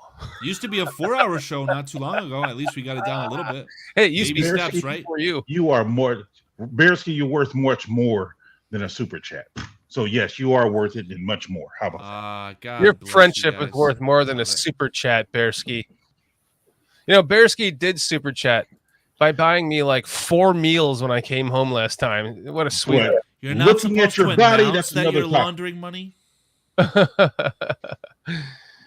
Because I'm not trying to see anybody's bare skin on this channel. Sorry. Hold on, I have to play this just for fun. Actually thinking about doing fish and spaghetti. Hey, you heard what Minister Charles said. I missed the opportunity with Mr. Minister Charles Johnson. Mr. He Charles. said, "I'm a fan of anyone who likes fish and spaghetti." He said anyone who likes fish and spaghetti is family. Yeah, that's what he said. Yes. Pardon me. I'm actually thinking about doing fish and spaghetti. Yes, sir. So wait, Heidi, you eat fish and spaghetti? No, but that's what he said. No, I can don't. respect that. Spaghetti, motherfucker, spaghetti. Yeah. I don't eat sauerkraut. I don't eat sauerkraut and what's that meal? Sauerkraut and what? It's- Bratwurst. Brats. Yeah. There you go. Brats and sauerkraut. I don't eat that. I'm the German on this channel. I got that. Yeah, see, there you go. So again, predictions. This is what we had last week. I don't even know who the winner against the Cardinals at that point would be. There's only 4 options, right? Keds, Patrick, Scottish Bear, and Ghost of Judah Tribe. I think Kids and Ghost is tied. This is both 24-17. They had 21-17. That was a blowout. That did not happen. So the winners are Keds and Ghosts. Yeah.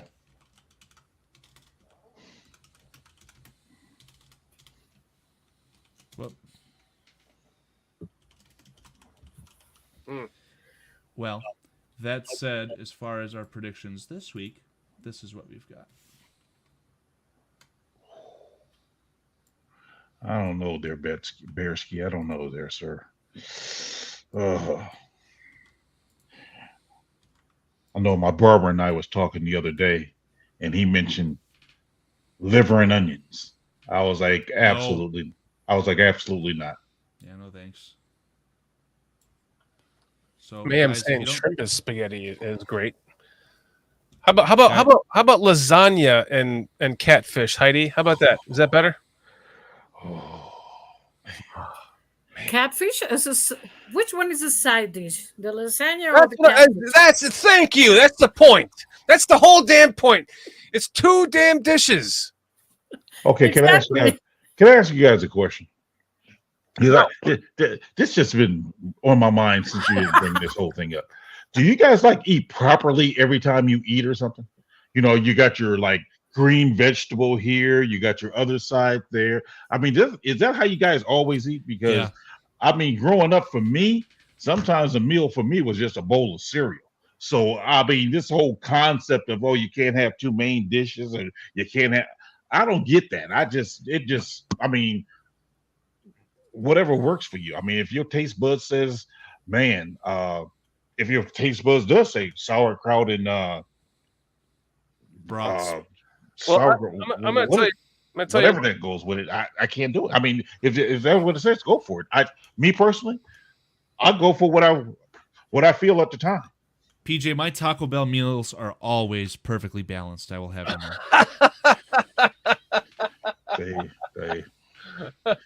I guess you guys don't do chicken and rice either. No, that's. I fucking love chicken and rice. Oh, okay, all right. I was just wondering. Chicken in a side dish. Oh, got it. So it has to be a side dish.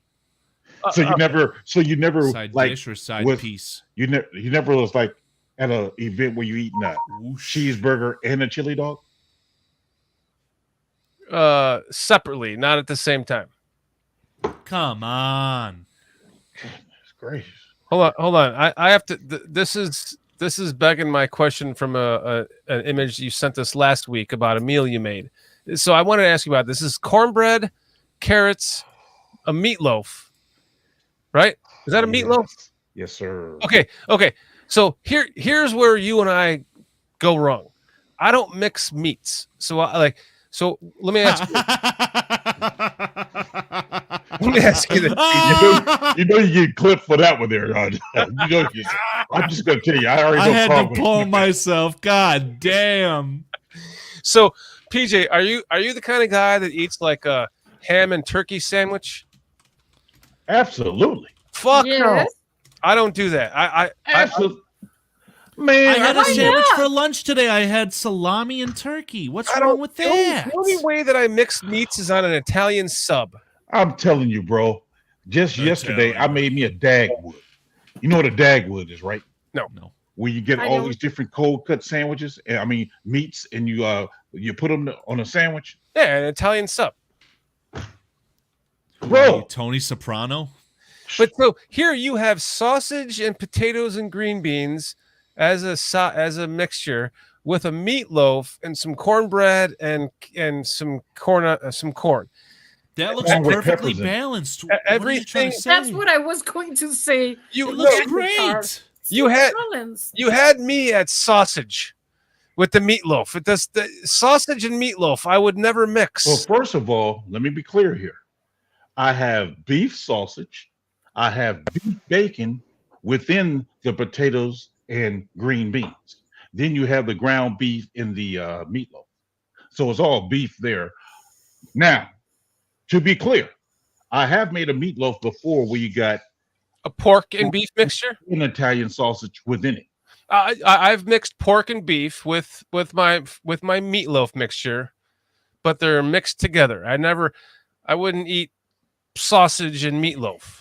Man, that is called Southern style green beans. Sausage is one dish and the meatloaf is like a side dish. That's what you mean then? I mean, they're both. So I would eat that sausage and green bean and everything else as one with minus the meatloaf, or the meatloaf and everything else minus the sausage. Okay. The only meats I mix on a sandwich are on a cold cut combo, like Italian sub, mortadello, bologna, that kind of thing. But I don't mix like turkey and ham. But I do mix turkey and bacon. So it's not like I don't mix meats in general, but not as two. Like these are, to me, this is like your lasagna and fish dish, or your spaghetti and fish dish. There's two main courses that are going together as two main courses. Yeah, I have some egg rolls, some ping ping dong, and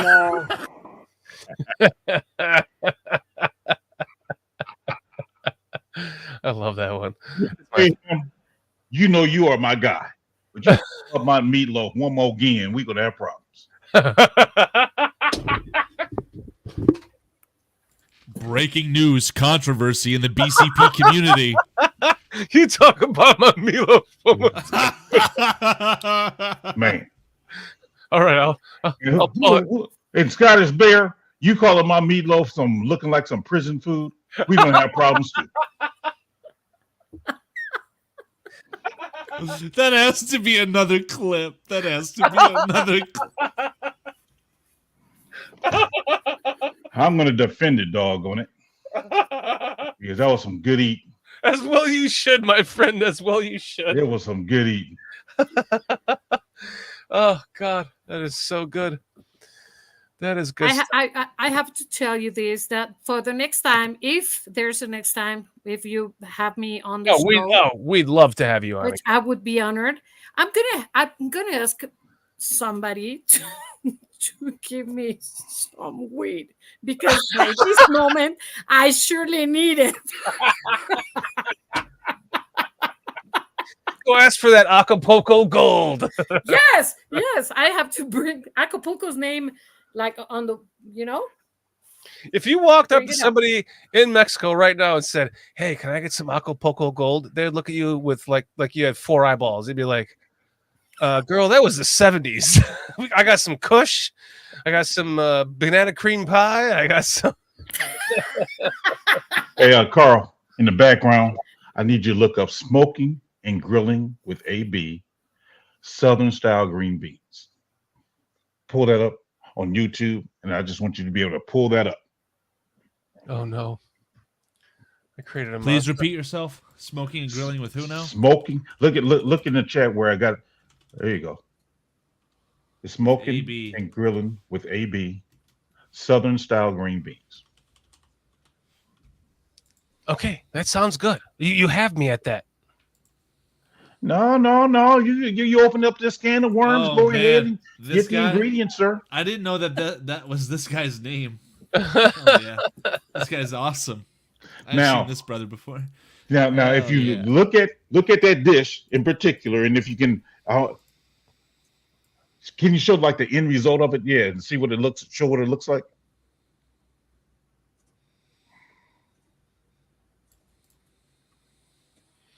He got the potatoes in there. Mm-hmm. He got the beef bacon in there. Mm-hmm. And he should have sausage in there. Okay, Yeah, that's a soup. But I would never. Yeah, it is a soup. I would never put bacon in a soup. Now, Why? If you actually listen to what he said he actually fixed that with, I think he said like fried chicken or some type of chicken, I believe. So, bro, some recipes I just come up with, but this is a guy I watch the majority of the time, and I get his recipes. And Wait. On YouTube? Yeah. Are you subscribed to his channel?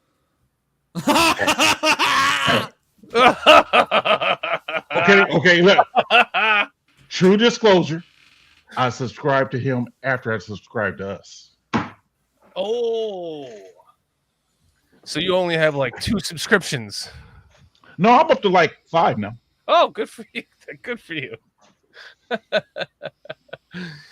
Oh man. Thank you. I love talking food with you, man. I'm getting so much love on the chat. Thank you. Yes, you are. Well Heidi, deserved. you are wonderful. I wish you would have had your. We were talking about your hair before the show, and because it's a running joke that I think your hair smelled wonderful, and I told you at Aldo's party, and I feel like you pulled it up because you didn't want the smell-o-vision to come in. No, it is too long. I need a haircut. So she's trying to prove your point too with the jersey backwards. Got to make sure you see it. Oh, true. Yeah, exactly. Yeah. You know, Karl knows. Well done. Karl knows. Mm-hmm. Heidi, we have had an absolute blast with you on here. We absolutely would love to have you on again. Anytime that you would like to join us, you know you are more than welcome. I would be honored anytime. Thank you so much. Truly enjoyed having you. Thank you.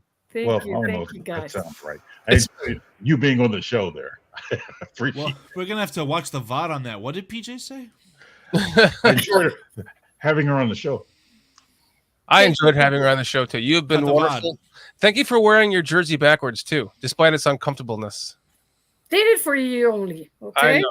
I appreciate it. First and last time. I'm starting to move. Because when I'm angry, when I'm angry at my Bears, like right now, I don't wear any Bears gear at all when I watch the game. So I've been that way too. I stopped. I have one jersey. It's like a cheap ass jersey I bought in the 90s. It's a Rashan Salam jersey. It's a Curtis Conway jersey. And it has the 80 on the front, 80 on the back. It has 80 on one sleeve, and it has 31 on the other sleeve. Rashan Salam's number. So I got it for like, $10 back in the day. And last year, that jersey got 4 wins in a row. Not in a row on the season, but in a row of me wearing it. So that jersey was undefeated until this season. Because you're superstitious and believe in jerseys win games.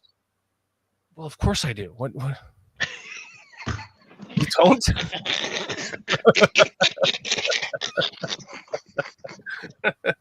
Well, what do you mean? Of course they win games. Isn't that what everyone does? Right. Eduardo Isaac. Wait, say that again. Eduardo Isaac. Eduardo Isaac Rodriguez. Rodriguez. Oh, see, I don't know what the M's for. You have to be a casual about rolling the R. You don't have to emphasize it. Yeah, exactly. Just be only casual if it's about a it. double R, then you go rrr. But only it's a double R because there's a double R in Spanish. Yeah, like Good job, PJ. Good ferrocarril. job. I overtilled the Eduardo, and you said I should Eduardo. overtill it, but then you overtilled Rodriguez. You said the Rod. You said the Rod. Yeah, because it's Rodriguez. the first letter of his name. His second name is That's 2 R's. Rodriguez. So it's You ought to know that if you would have took Spanish. Yep. Take Spanish.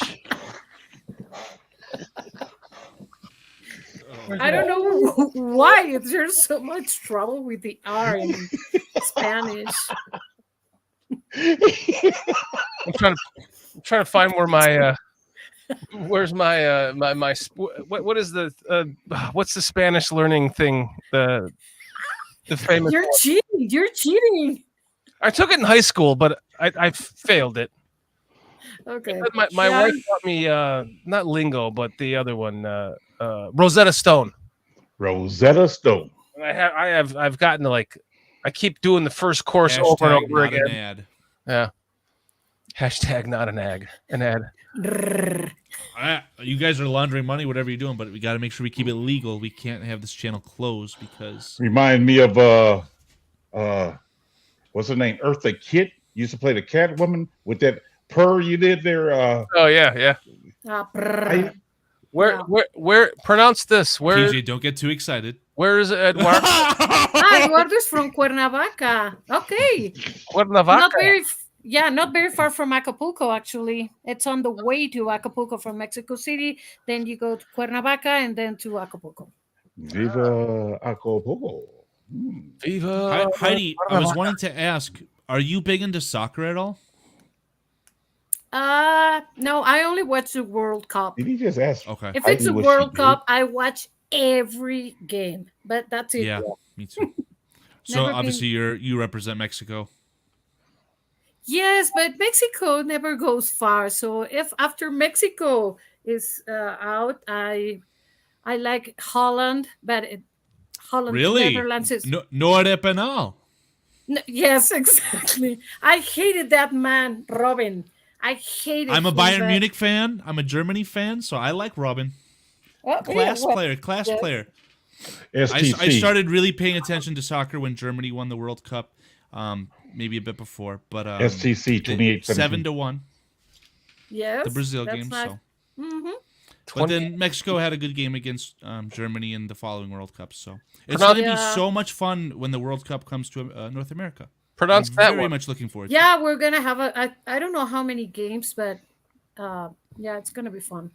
Yeah, How do you pronounce games this in one, Mexico, USA, and How you- Canada? Cihuatanejo. Cihuatanejo. Did you watch Shawshank Redemption? That's where they went to live Really? after. Yeah. Oh yeah, I remember that place. Cihuatanejo. Yeah.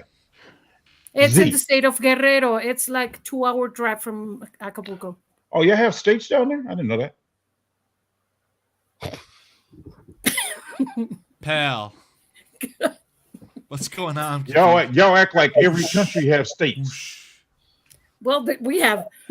Yeah, That reminds me of me driving with Chris Watts from England. I'm telling you, a lot of countries don't have states. Bro. We're going to have Lou Malnati's pizza, and I turn to Chris Watts and I go, "So, do you guys have pizza in the UK?" And his fucking answer was just brilliant. It was like, "Of course we have fucking pizza, you fucking asshole." Fucking pizza. So you've been telling me that Japan has states, China has states, Korea has China states. has states, don't they? Who? That's a good question, PJ. I wouldn't know. I just They don't. That's what I'm telling you. I mean, that's why okay. we're called the United States, because we're one of the few countries that actually have states. So most countries don't have states. That's why when you said Mexico has states, I was surprised. Now, Canada has provinces, like 4 of them, but they don't have states either. So again, most countries don't have states. So it's not a bizarre you're question. right. You are right. And we have, I don't know, 30 31. We used to have 31, but then Mexico City became a state, so it's 32. So Mexico City is considered a state. Yes. Wow. I don't know for how many years, but it changed. It was the capital city. Yeah, It was called Distrito Federal, but then it changed to Ciudad de Mexico. So because it's a state, does it have cities within that state of Mexico City? Yes. Oh, okay. Mm-hmm. Mm-hmm. Now, see, I didn't know that, so thank you for that education. Appreciate it. But those cities are called delegaciones, delegations, instead of cities. Mm-hmm. Okay. That's it. Jack Mehoff here saying that Chris eats his hot dogs like a sandwich. And first off, I don't remember Jack Mehoff being on the show before. Has he? Yeah, Come on. I know. Shut up, Karl. But I've seen him before. I was totally picking on Chris Watts for eating his damn hot dog like he was eating his hot dog like a corn on the cob. I got him a Chicago dog and he was eating it like this. Not like. Do not. No, Karl. No.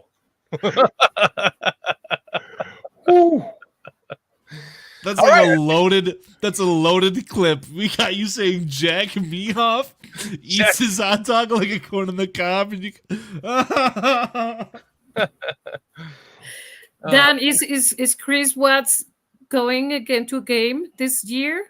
No, Chris Watts is not going to make it. But the other half of the British Bears is coming out this year. Jason UK, wow. Jason Nunyabiz is coming out. So I turned 50 on Christmas, and I'm going home to Chicago for to be with my family. Oh, that's nice. And so Jason and his girlfriend are coming out on the 18th of December, and they're going to meet up with us on Christmas Eve, and then spend the rest of the. I think he leaves on the 30th or something. So he'll be staying with me and my family for a few days, and then we're gonna have a lot of damn fun. Yes, for sure. Even though the team's gonna be out of the playoffs by then, it'll be a lot of fun. We'll have fun. Heidi, I got another question for you. Yes.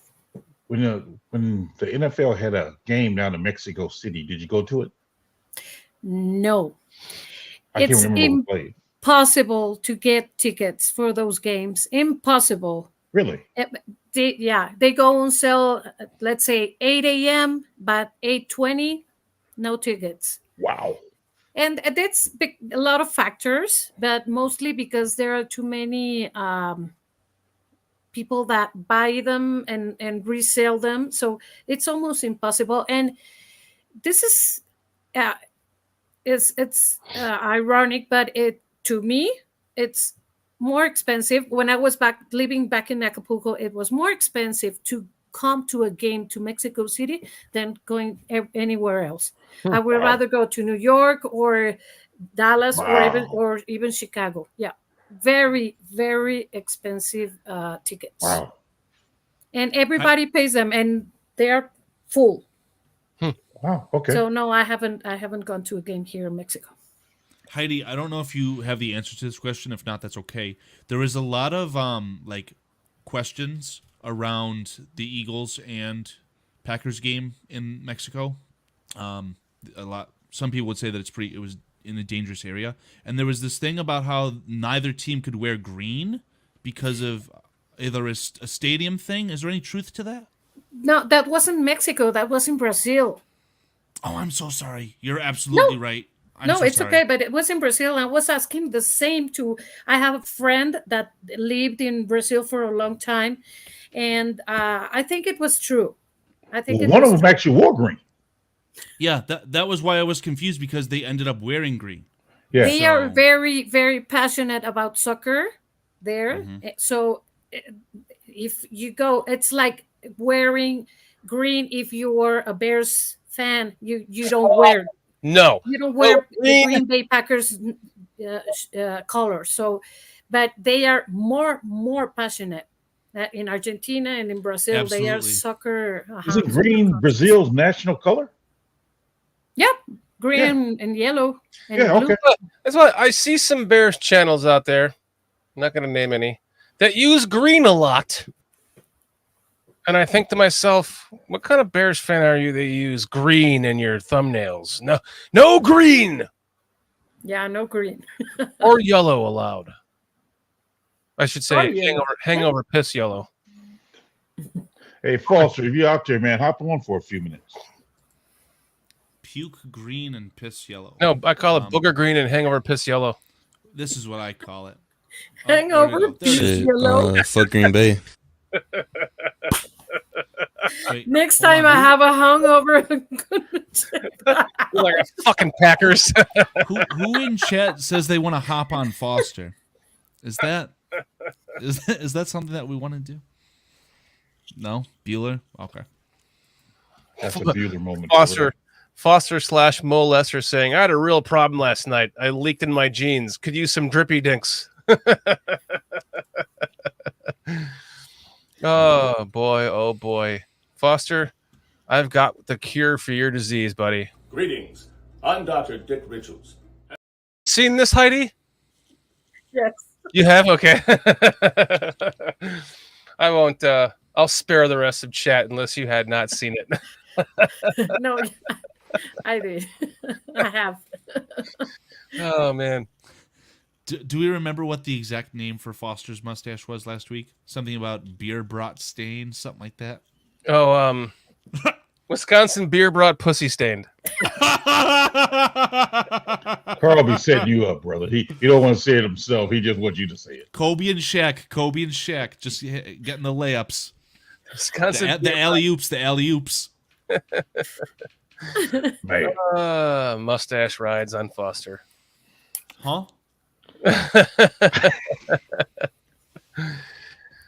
Do you really want to try to bring Foster on here? I was going to get ready to end this. We're at 3.5 hours. We're not bringing Foster on here. Heidi, why don't you tell everyone where they can find you other than on BCP next time you join us? Oh, okay.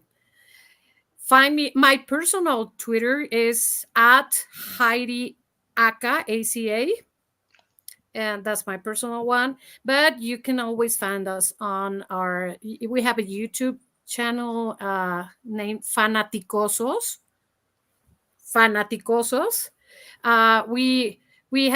We have three shows.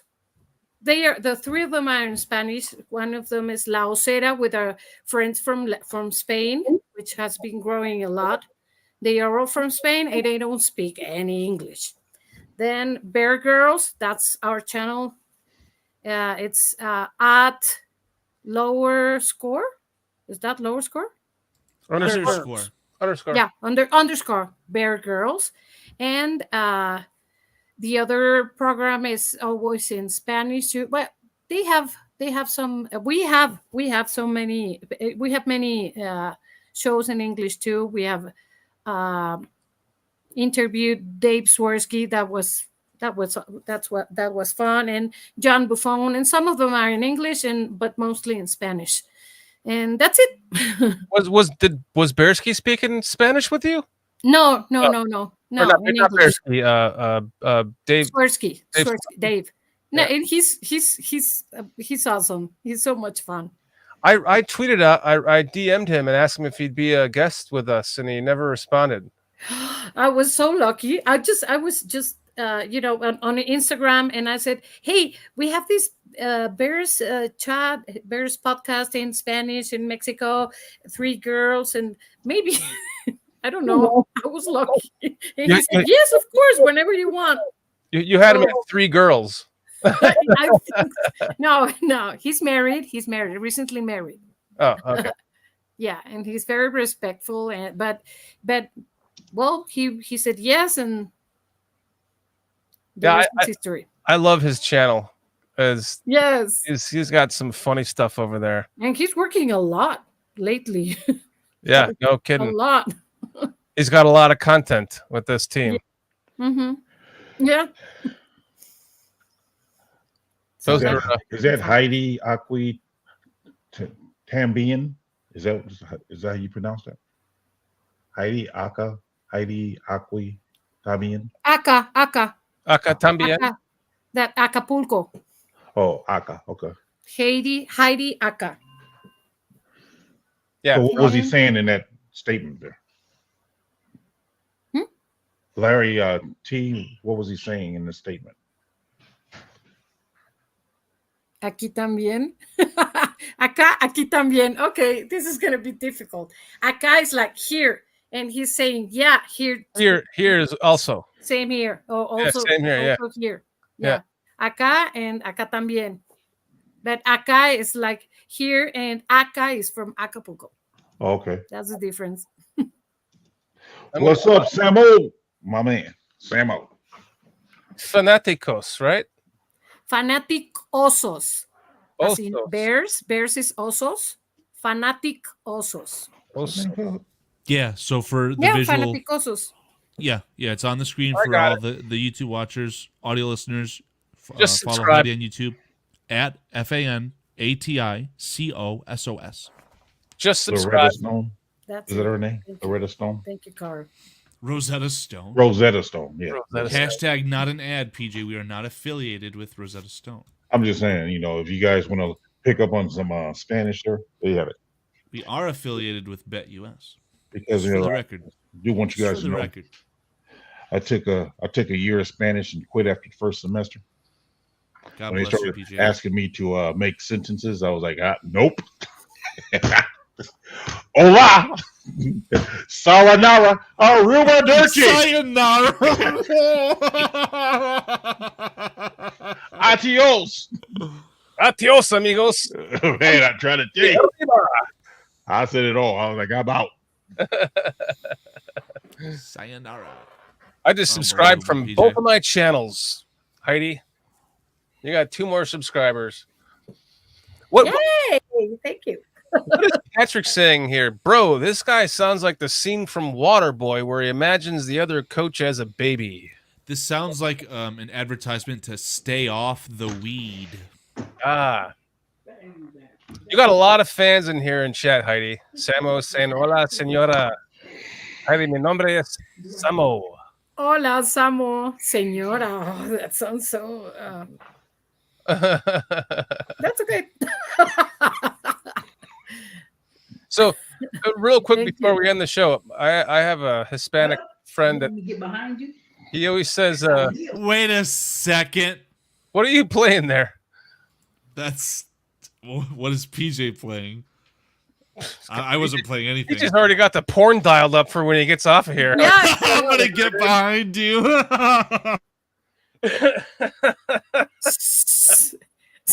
Someone is getting behind you. Was that his wife yelling at him? Oh man, I forgot what I was going to say after that. I'm going to have to mute you guys. SEC saying that you make the show look a lot better, Heidi. We appreciate it. Well, thank you. I'm going to have to be here more often. Yeah, we definitely have to have you on more often. Loved chatting with you. Appreciate you coming on. You want to just give one more shout out before we sign off here, where everyone can find you one more time? They can find me on Twitter at Heidi ACA. That's it. There you That's go. That's the best place. and Fanaticosos on YouTube. Yeah, but our channel. Yeah, but if you don't speak Spanish, that's going to be quite tough. But I'll come on Twitter, I basically tweet in English. There you go. When I tweet in Spanish is because I'm fighting with politicians. So hopefully you're done with that nowadays. Or at least for 4 years. well, we're pretty much the same in Mexico, so that's gonna be Spanish. Otherwise, I tweet in English. Larry T says, "Love Chris Watts, but a few of us want a translator available." Yes, Chris needs a closed caption here. Yeah, when he came out for the Bears game last year, when we started to go GoFundMe for him and got him here to see a game last year, he went on Fox News Chicago, the morning show, and before he was about to go on, they're like buttering him up and everything to go on the show, and I said, "Now, Chris, make sure you speak English."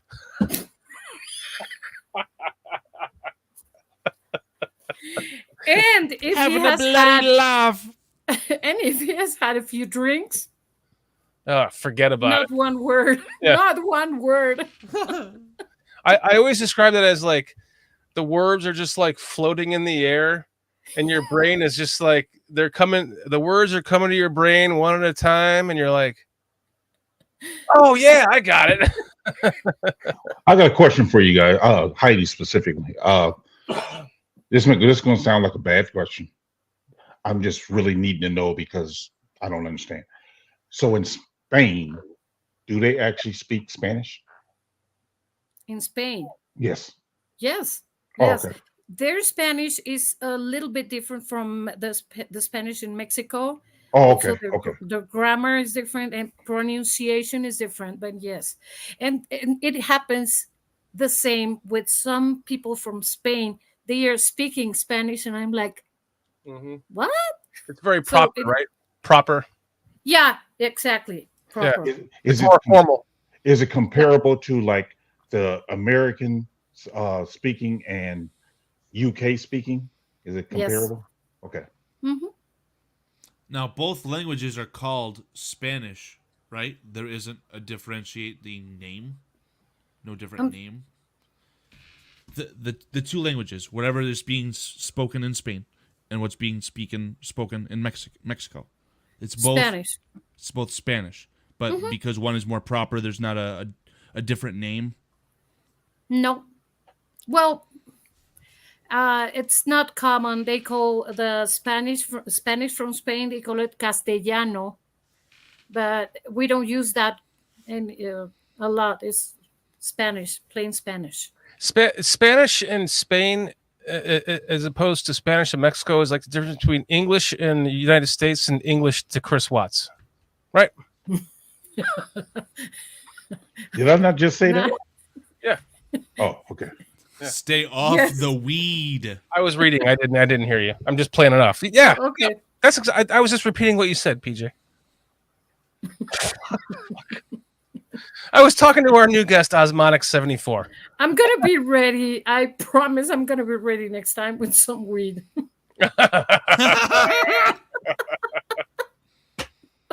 You mean skunk? Yeah. Yes. Skunk smell. Hey, that's what you can ask them for. Say, hey, you got any skunk? Yeah.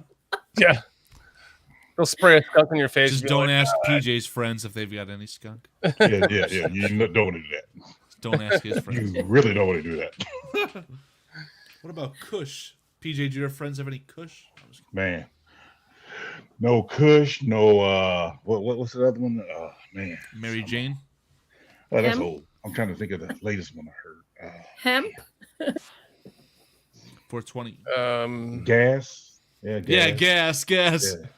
Gas. They literally are selling a product called Galaxy Gas, by the way, but it's not weed. Dank? I haven't heard that one. Dank was what we called it in the 90s. You got some dank? Damn. Wow, I'm learning so much right now. Back in the 90s, we got our weed from Mexico. Is Heidi. ganja one of them? It was compressed into a brick, so your weed was like smushed into like a hard clump. And then you get edibles. Is that how edibles started? No, I'm just kidding. You get the good stuff that you get now, and you call that dank. You'd be like, "Damn, you got some dank." Here's an old one. What about reefer? Reefer. Oh, reefer. Jeez, that's 70s. Hey. Reefer. That's 50s, dude. Reefer madness. Hey. I don't know nothing about the 50s, bro. I prefer Acapulco Gold, but I don't know nothing about the 50s, bro. But it's that's okay, pretty PJ. old, right? Okay. I kind I of lived missed in that era, Acapulco for 26 years and never bumped into any. But maybe because I was, I don't know, my people didn't do that in front of me. My best friends do. And lately, they don't care if I'm there because hey, it's your thing. Do whatever you want. And I stick to my beer or whatever I'm drinking, and they smoke. That's why I can't believe you. The first time you didn't know that you were smelling weed at Aldo's house. Well, no, or in Illinois. Keith. My friend's weed, I don't think it smelled that bad. Pineapple. You mean good? No. What about Chifa? You ever call it Chifa? I see Keith, but I heard chiefing is like the verb for when you're smoking weed. You're chiefing, right? You're chiefing, yeah. Mota in Spanish, yeah. Mota. I call it mota here. or marijuana or mota, but mostly mota. Guy who smoked a lot of weed here. His nickname was Big Chifa. Big Chifa.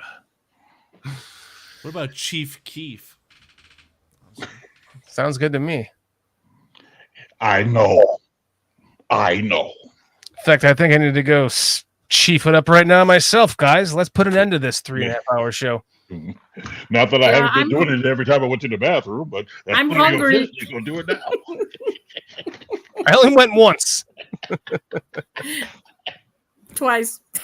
Me too. Twice. You went twice. I went once. I went twice because, well, this is my second one during the game. During the show, I drink a lot of water. So water, yeah, we got you. It's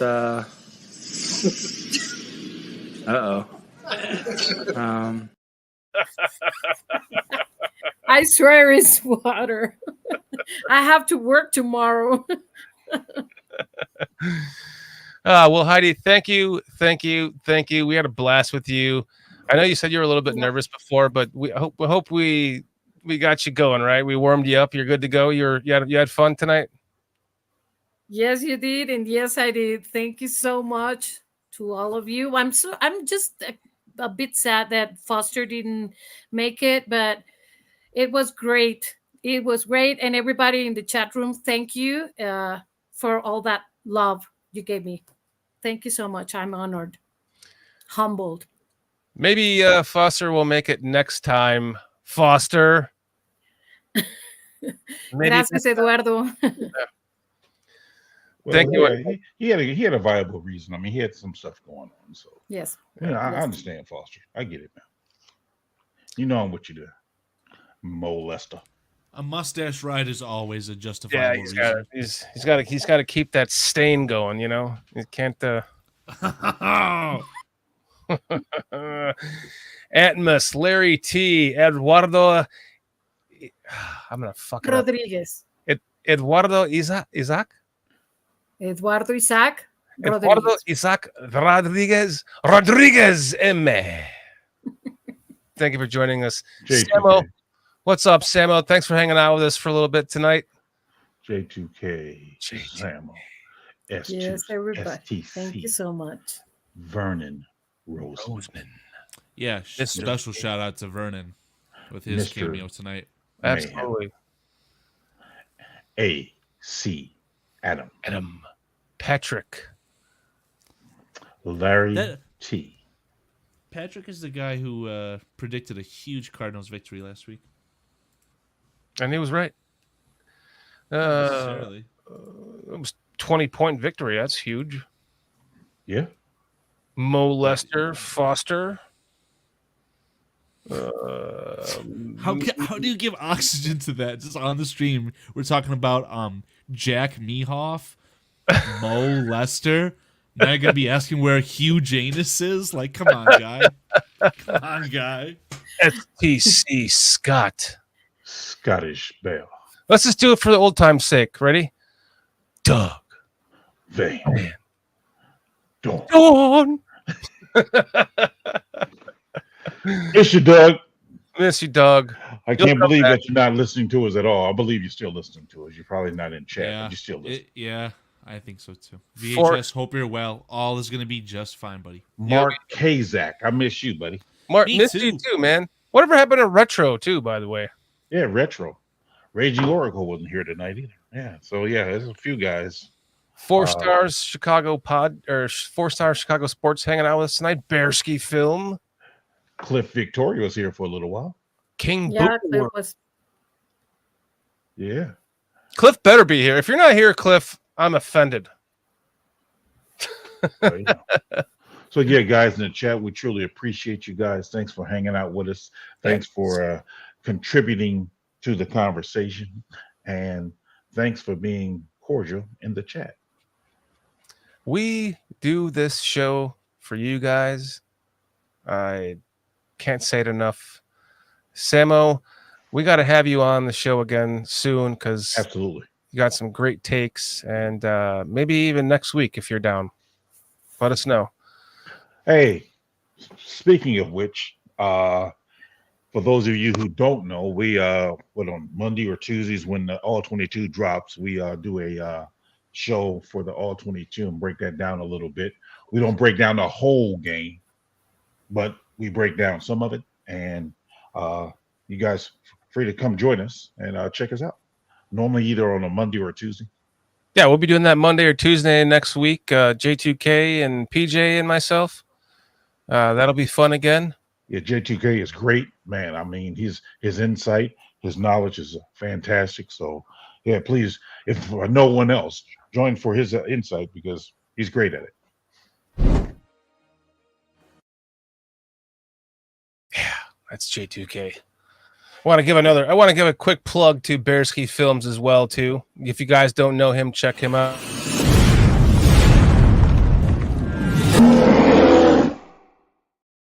Great stuff over there. My go-to place for all Bears video content now when I feel like watching it.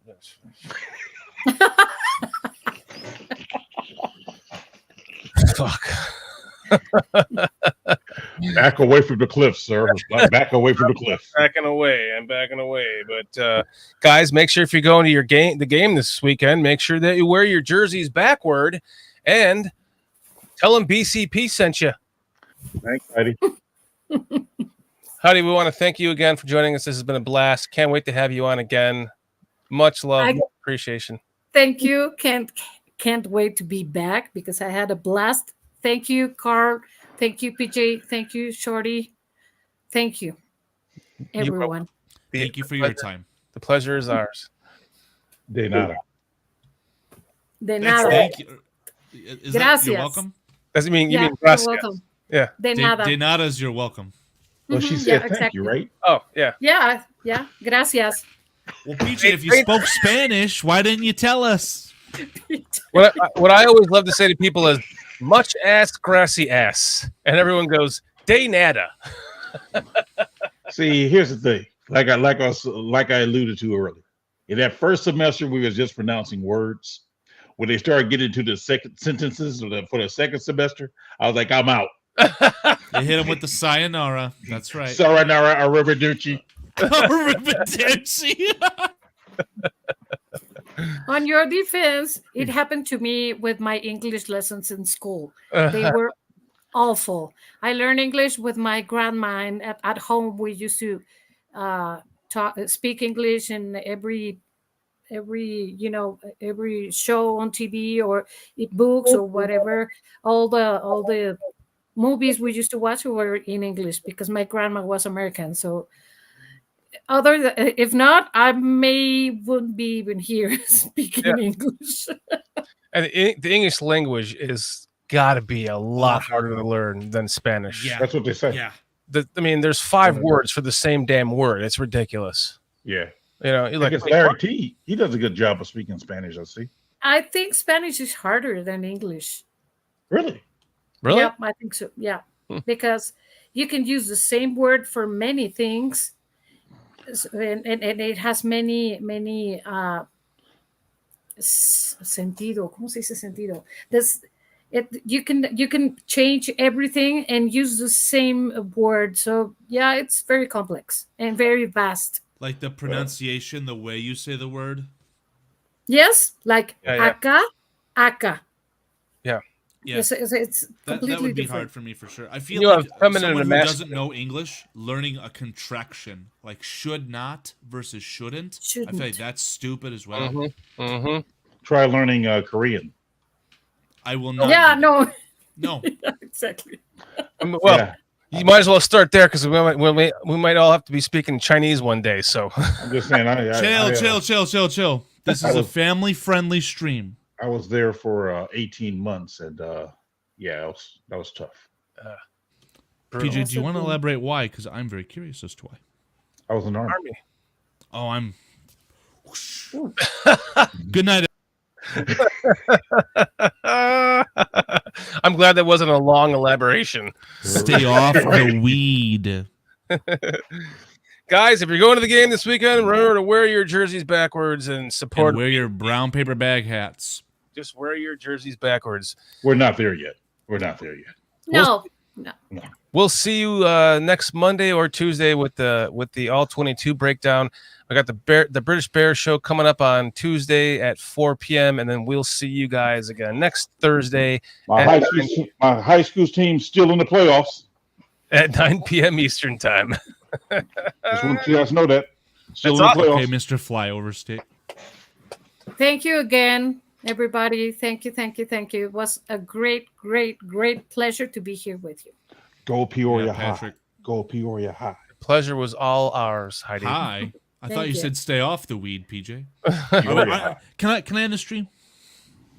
Guys, let's end the stream on a 1, 2, 3 Bears. Ready? 1, 2, 3. Peoria High. Fuck Green Bay.